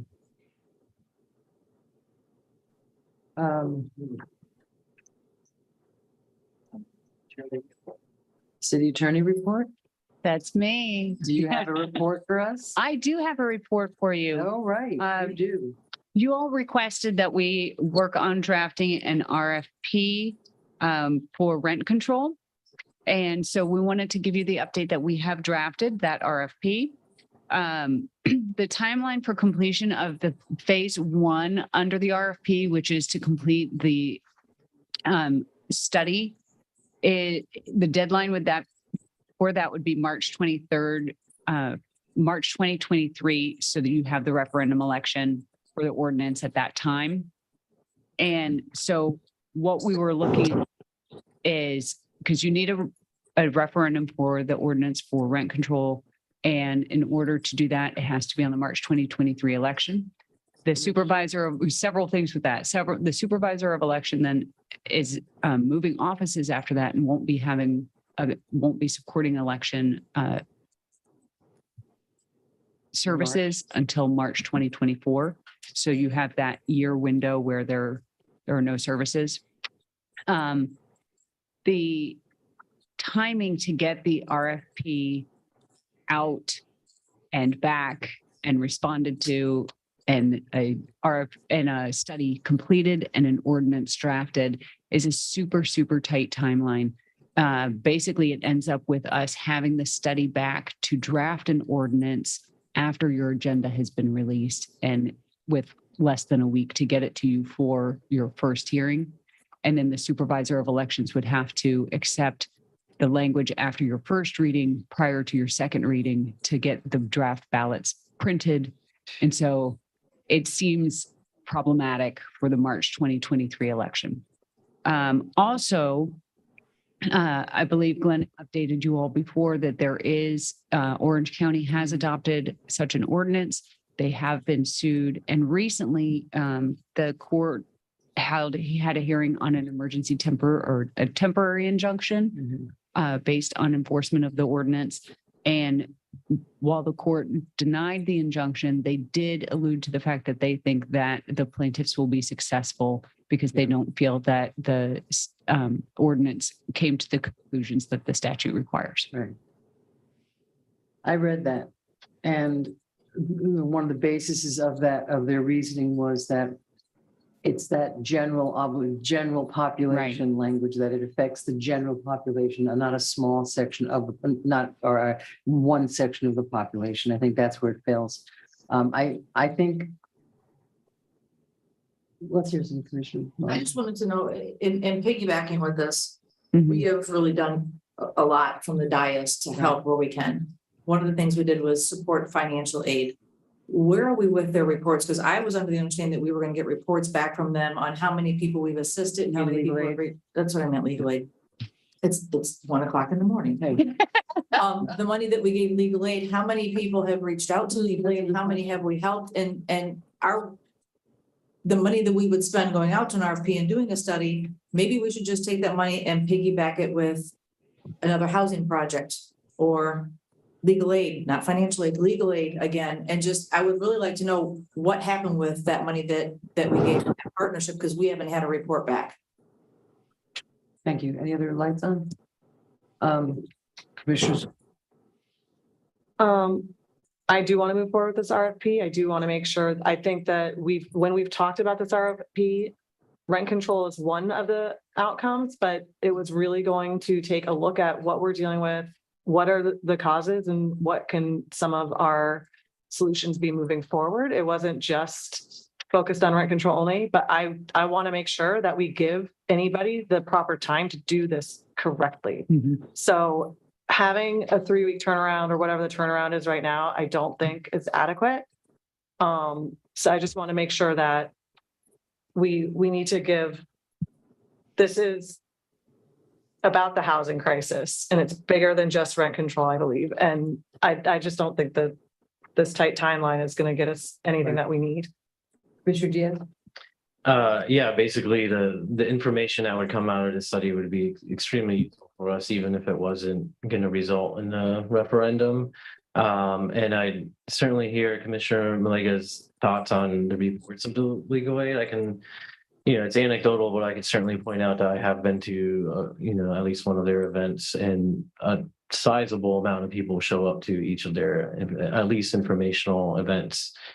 How much of that transfers over to them taking on cases? I have no idea what that is, of course. But they do incredible work, and I definitely don't envy them. They have a very difficult job, legal aid, but it is a really important service. But like Commissioner Stokes, I think a study of this magnitude and this, let's call it the resolution, this detail of Lake Worth Beach, I think would be extremely useful to us and how we plan our community. Let me ask you just how. How? I'm not challenging you. I'm saying, how will that be useful? Well, more than just generally. To have as opposed to having, we rely so heavily on county data, and as we know, we like to point out, we're not representative of the rest of the county, and so just kind of increasing what we call it in data, you're increasing that resolution. You're looking at more detail more finite and specifically the information of this is the reality of Lake Worth Beach and its housing, as opposed to basing on, our calculations and our thoughts and our planning on county data. Okay, Juan, I see your hand is up. Is that? Yes, Juan. I think that's the mouse hand. Oh, it's the mouse hand. Oh, Madam Mayor. wake up, Juan. Sorry. Well, we will provide a report and update from legal aid. We haven't heard from them in a little bit, so I already just sent an email literally while you guys were talking. So we'll bring that back at a future meeting and get everyone an update on what's been going on. I know I want to say through June, they have been helping quite a number of residents, but we'll bring that back in totality soon. Commissioner Malega? Again, I'm going to bring this back to, we have not finished our strategic plan as a commission. And before we continue to think about what's going to shape the future of this city, we need to focus on our strategic plan. That was something we were supposed to do a year ago. We got sidetracked with ARPA, with hiring a city manager, getting through budget, Gulfstream, all of that is off the table, right? We've taken care of all the intense inbox stuff. Except for L&M and B. Right, but I don't want to talk about any more what's going to shape the city until we have all gone through the strategic plan, because without the strategic plan, that's the roadmap to what the city's supposed to look like. And we have not done that as a body, especially now with a newly elected sitting up here. So while I understand and I support anything we can do for the people, I mean, I've been homeless more times than I can count. I grew up very financially challenged. I've been evicted in the middle of the night. True story, as a child. So my heart bleeds, but at the same time, I don't want to keep spending our money and our resources until we have made the strategic plan and not working off the plan that's on the website, which is the previous commissions, and our vision. We're all over the place. And I want to bring us back to center and say, okay, the other two things, like you just mentioned, L&M and the pool, are two big projects, but we've taken care of a lot of to do. And before we keep, every time we turn around, well, now you got to do redistricting. Now you got to do this. We're making all these decisions, you guys, without having a plan for the city. So I don't want to support any more spending, any more RFPs until we get through that. And hopefully it'll be before the end of this year. Thank you, Commissioner Stokes. Well, I support this, and I think the more information we have available about the issues that are impacting our community at a really devastating consequences will inform. This is not a strategic plan. This is a report that is going to look at our city and the challenges that we're facing, and any information that we can have that will help guide those discussions. I am 100% for. So I want to move forward with the RFP. I want the timeline to be adequate. And that's where I stand. But we're not talking about. And we don't even know how much the it costs. entire yet. community. You're talking about a small portion of the community. We are spending taxpayers' money every time we're up here. And we don't have a plan for it. This is And not it's a making me small uneasy. portion of the community, because everything. No, not at all. When the mayor doesn't like to see people unhoused, sleeping in doorways, the reason why so many people are unhoused is because they can't afford I housing. understand This that, but affects that's rent way. control. All right. This affects everybody. The study is broader than just rent control. We need to look at the impact that this is having to our entire community, and to keep parroting the stuff that I hear out there, that this is only about a small portion of people in the city, is just absolutely incorrect. It's absolutely incorrect. Excuse me, I have the floor. Plans. This is incorrect. This is we do not live in a bubble. And this is a crisis, and it is affecting our entire community. We need how we're going to address this issue. The more information we have, what are the causes? If we don't even know saying COVID is the cause of this, it's just a lie. Recruiting businesses and recruiting new people to a state, to a county, to a city without keeping up with the housing stock is a big part of why we're in this problem. There are a lot of contributing factors on why we're here, and a lot of things we need to consider about the consequences of what is going to happen. We don't even know how much this study costs, because we need to put out an RFP to get back the proposals to determine that. But Commissioner Stokes, you brought forward the money for legal aid. We supported that. Great. We brought forward the ordinances. We supported that. And we need to stop focusing on one population and really make But a I- plan for our city. I see your hand, Mr. McBoy. And I mean, the You don't bottom line is, support it, that's fine. don't I you think that support we this, should you do a know. strategic plan? I think they work together. I think this strategic plan is a very vague little pamphlet, actually. But when you read the one that we have, it's like, it's just the 5 pillars or whatever it is. Mr. McBoy, and what time? Thank you. Thank Madam, you. are you checking our time? Yes, you have 21 minutes and 42 seconds left. Okay, thank you. Can I have a few of those minutes? You can have a few of those minutes. All right, thank you. I hear Commissioner Malega on her concern about strategic plan, and I don't think it's unfounded. I think there's probably a shared feeling among the commission that the previous strategic plan is probably not very aligned with the current commission and not very aligned with the reason that the current commission got elected. So I hear that concern. I don't think it's unreasonable. However, I think de facto, part of our strategic plan has been expressed, never under that name, but all of us have consistently, and other communities have seen it, other journalists have seen it, that we are concerned about the housing crisis. I also share the concern that to label this as a small part of the population is very unfortunate and very unwise and inaccurate. I would also submit that if you have a hypothesis that it's a small portion, which I happen to think is quite inaccurate, all the more reason to get some data on what really get our arms around the size of the problem. So I am very much in favor of some form of study. I'm not in favor of a blank check that we agree to some exorbitant amount. I don't think that's a good idea. I think we can come to some agreement on what's a reasonable amount to spend on it. But remember what we've heard from the mobility people, from transportation people, from housing people, from all sorts of people.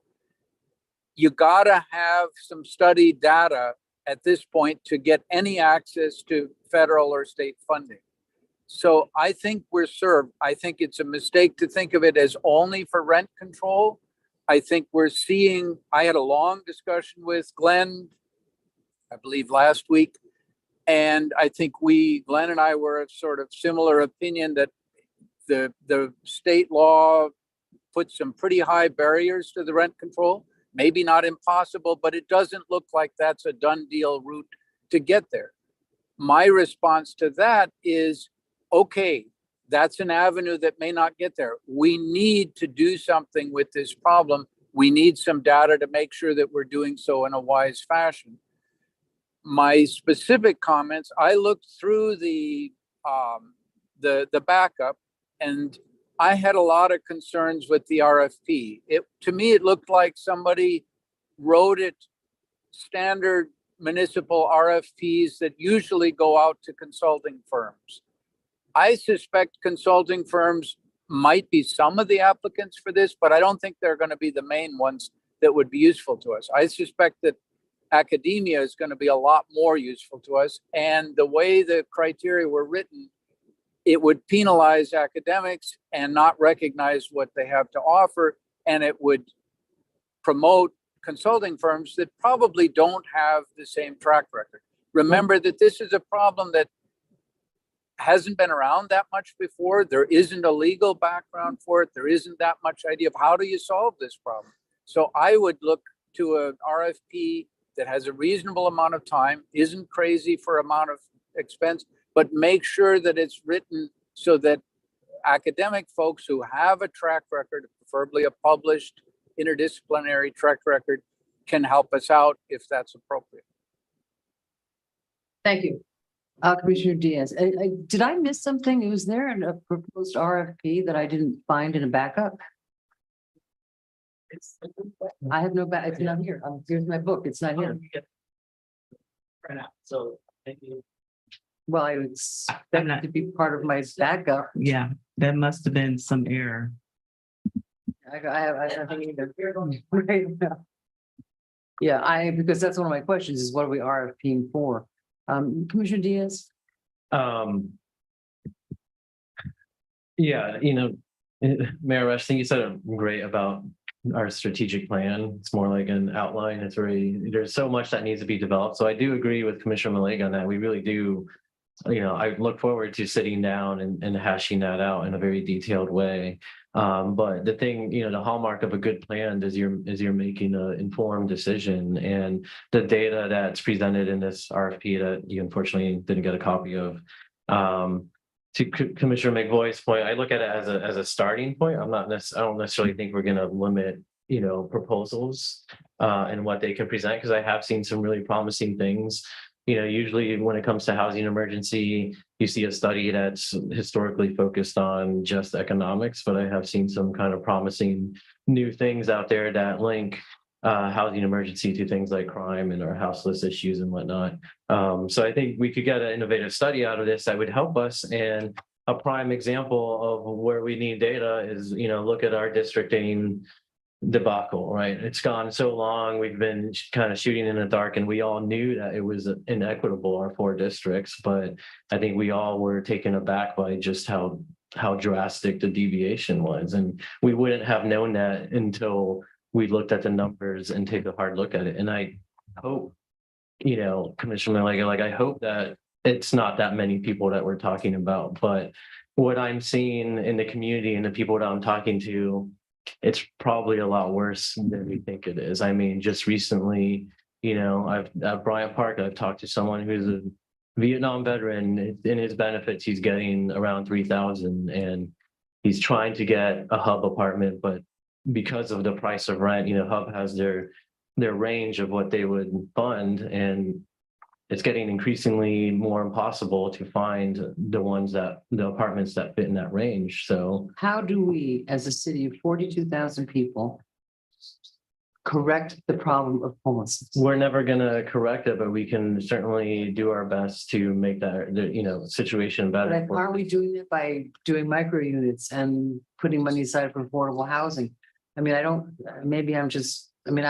can even vote. I don't even know what this just got handed to us. I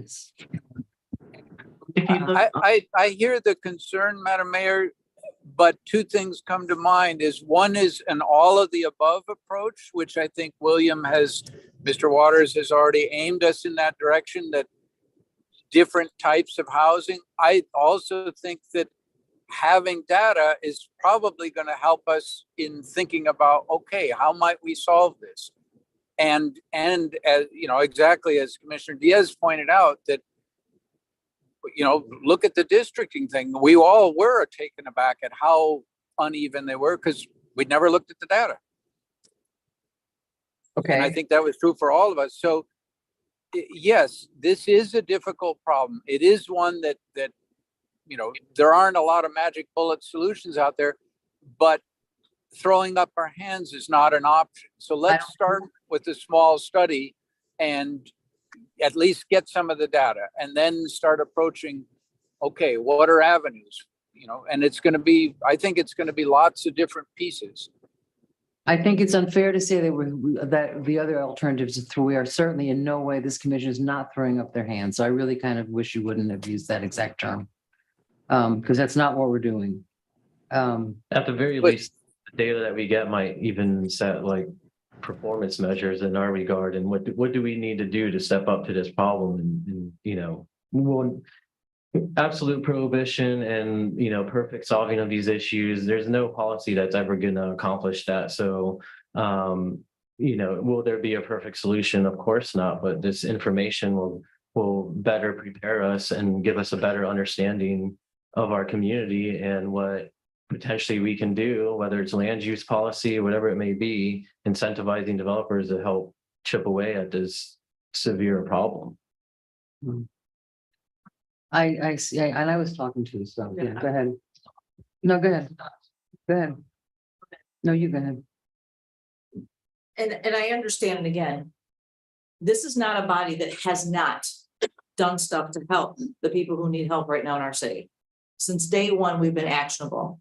But as I've brought forward to many people in the last week, we cannot keep taking to the haves that contribute to the economy and to the support of this city to keep taking care of the have-nots who don't support the city and don't contribute to the city. So, and you can shake your head and be upset with me, but we're sitting here talking about spending more money on studies. How many people in our city have contributed to this economy who are in support of us spending this money? And we have 5 ordinances and money to financial aid, which we haven't even gotten a report back on. How sustainable has that been? The lady from the county was here less than 90 days ago and said they still had $2 million that has not been applied for housing. 2 million that's a lot of money that's sitting in our county. So for us to spend money that could go into more education or into parks and recs or into helping the roads that everybody drives on, and that we hear complaints about the electric bill. Yeah. I would rather take that money in a study and put it towards lowering people's electric bill who are behind. Captain, Commissioner Malega, that's nice, but you're not talking realism. The numbers for a study might be $10, $25, $30,000. Chris, that gets you nowhere for people's electric bills or for fixing a road. Mr. McVoy, please, Ms. Malega has the floor. We're trying not to speak over each other out of courtesy.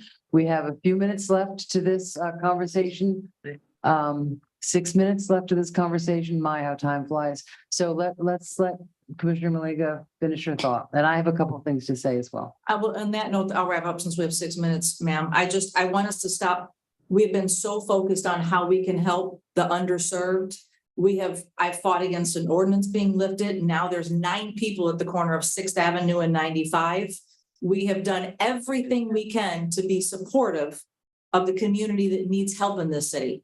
And us spending money. If I had the guy from FIU or the lady who was here earlier from WGI saying, if you do this study, it's going to help you get funding from the government to help with other projects, I would be, let's spend the money on the study. But we didn't hear that. The mobility study is going to help our city, the entire city. Spending this money right now when we do not have a plan does not make sense. And with that, I leave the floor to you, ma'am. Okay, thank you. Can I just say a couple of words in our last couple of minutes? I have to disagree with you on one thing. The thing about them the people that are renters, the people that are in trouble, not contributing, they contribute actually a lot of ad valorem tax because there's no homestead extension. So, there are contributions that they make to the city. I don't really agree with that assessment, but, how much, I think that this has just been handed to us and I really feel unprepared to vote on it. I think that, how much are we talking about spending on a study? What are these studies? I hate to, maybe I'm just an old practical person, but it's like, you can study anything. You can get a study on anything. You can have something. The bottom line is there are people that can't afford to live, and how can we best spend our money to help them? Finding out that landlords are charging too much and people are not making enough money, I could tell you that. So I don't mean to, be flippant about it, but if there is some way that if we had a study that we could get some federal funding, that I would support that as well. But how much are we talking about per study? $50,000? What's before you is to put the RFP out that would bring back the pricing for the study. And if it comes back high, we can't do it. And Madam Mayor, and as a reminder, staff was directed to put together an RFP for your review prior to issuing it. Right. So there's no vote needed, but more direction from the commission as how you want to move forward in this particular draft of the RFP. And I think the information we also wanted to provide to you that the timeline concerning our RFP to meet the March 2023 is not going to happen. Right. Right. So there's I'm not unsympathetic. I've been very, very poor myself. But I just don't know. I'm just trying to read really quick what the different study things. But I really don't feel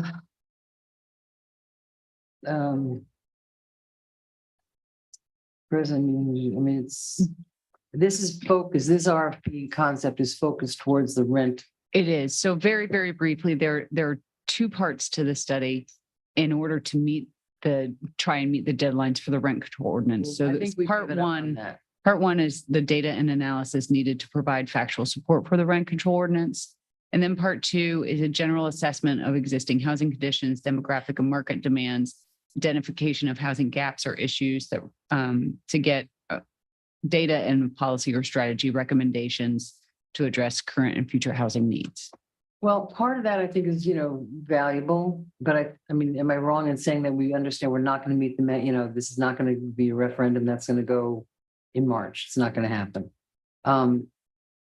So in terms of like focusing on that, the rent control issue and the greater good, I think there's perhaps, and I'm not a big fan of lots of studies, but perhaps just if we change the focus a little bit to part of what we're doing here without the focus on the rent control. I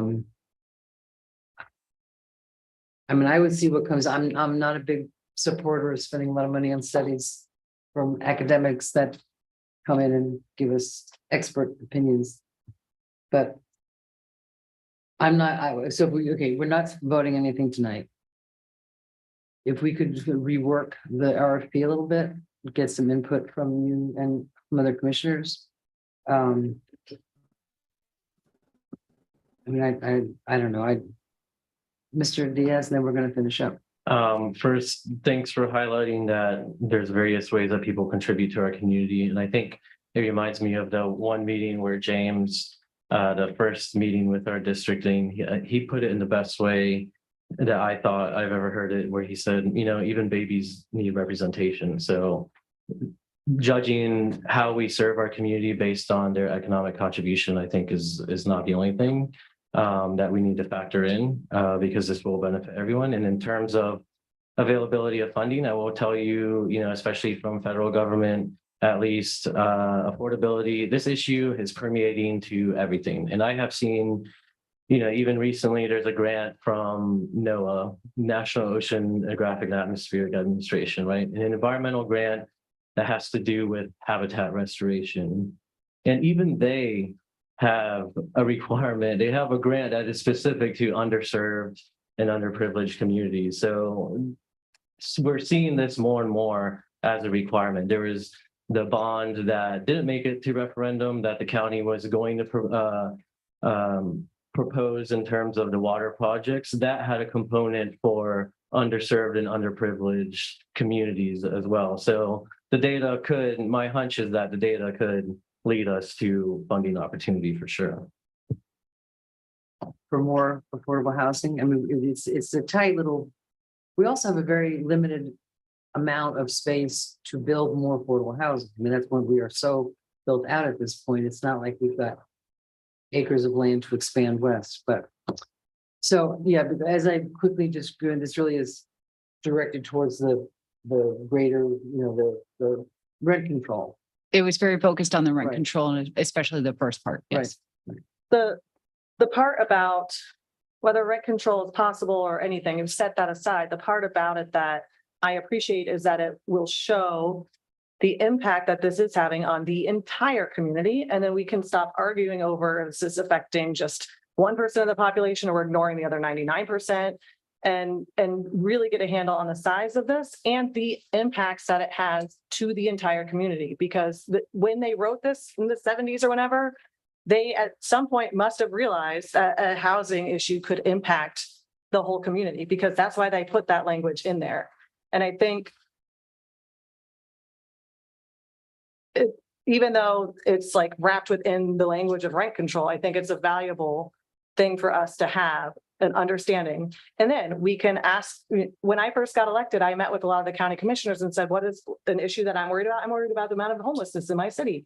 How can we work together to address this? And they're like, is there a problem in Lake Worth Beach? Seriously, that was the response I got from them. Well, I know the county is working on a lot of affordable housing. Well, but still, there's James Green's entire department. There are other things than just housing, which will help once it's built in the future. And there are other things about supportive housing, things that we can ask and advocate to the county to do and partner with on us, because we don't have the resources for all these things. And the information in this study will help us show the need and help explain why everybody should care about it, because it's not just the person that has a job and pays their taxes and that gets displaced that is suffering. It's when you have a whole group of them, it ripples down to the rest of the community with increased homelessness and increase of crime and other effects. So I think having a total picture of the impact this is having on our community is valuable. And so I wouldn't want to lose that part of the RFP. Thank you. Just really quick wrap it up. I'm sure we're almost No, workshop just a question ready. for legal. On here, it says presently the median household income for the city of Lake Worth Beach is roughly 40,000 for a household of 4. Where did that come from? That's not in the census. Where'd that data come from? I don't know. So that's my first, and then it says, which is less than half of that of Palm Beach County. So it doesn't reference where the data came from. It just says data regarding how the disparity was worsened over the last years. So I think we need to tighten up the. if we're going to use numbers, I want to make sure that we cite where that number came from. Okay. On this, that's, I mean, that's the first thing that jumped out at me. And then, like I said, the majority of the language is all about great housing emergency and affecting the general public, and it's a menace to the entire community.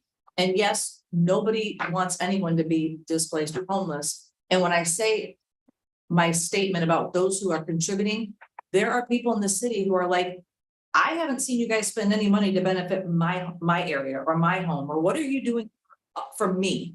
When I come home, I haven't seen any changes in my neighborhood. I drive past 7 potholes. I mean, there are people complaining in the city that we're not focusing on the entire city. We're focusing on what we see in the glitter ball object that's thrown out there right now, which is all over the news, social media, regular news. We know there's a national housing. It's a, first of all, I just got back from Europe. It's a worldwide. This is something we're going to fix. So when I say that, it's not to take anything away from renters. I was a renter for 90% of my life, but we have to focus on the needs. Just because we're not hearing from people throughout the entire city who have needs, we need to focus on the entire city. And that's why I said the strategic plan, which you guys may not think is that important, but if you look at National League of Cities and the Florida League of Cities, it's the first thing that every city should have with a new dais is a plan on where you're taking your city. And we don't have one. And that was my big concern before we do something like this. Let's make sure in the RFP that whatever we need for the strategic plan, that when we go to RFP, that we get it all in one, right? That we have these people look at the things that we need to get these grants that are available, and that falls in place with what we're trying to do in the city. That's my only point. I wasn't trying to be the naysayer or the no, I don't want to help the displaced, but we have to stop somewhere and focus on what our plan is. I would like to focus on our plan. I just really quick, I tried to communicate this, and I don't know that it went well to some residents in the neighborhood. When we get grants for the flooding, and we set aside matching funds and went out and got grants to help with the flooding issues that are happening in my district and in your district, but it doesn't become a Facebook post. It doesn't get a lot of attention. You don't get 20 public comments on it.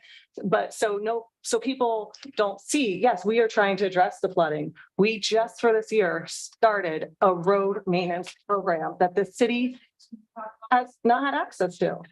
But I'm just saying, 90% of our day-to-day business of what we do here is focused on the entire city. And then, then other things about the pool, all of this stuff is for the residents. You wanting to bring back evening on the avenues. Like there's so much that we're doing. It just doesn't become a big controversial topic so people don't see it. So I don't want to make it seem at all that I agree with that statement at all. We do a lot.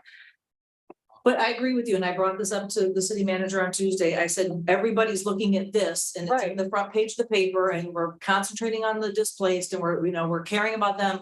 I said, because nobody knows how much money we just approved for roads. So I encourage the city to take out a full page ad, and every week we approve this much on roads. Here's the list of roads that'll be helped. We approve this much in parks. Here's the parks that are going to be affected. Here's the programs. I said, we need to start putting as much positive stuff out that we can on the stuff that we have approved within the budget, the money we are spending, and celebrate those wins and stop the glitter ball syndrome, because that's what's happening right now. That's what sells papers. Madam Mayor, Yes. time is up. We're done. All right, motion to adjourn. So we're going to come back with a different RFP. We're going to tailor the RFP a little. We could do that.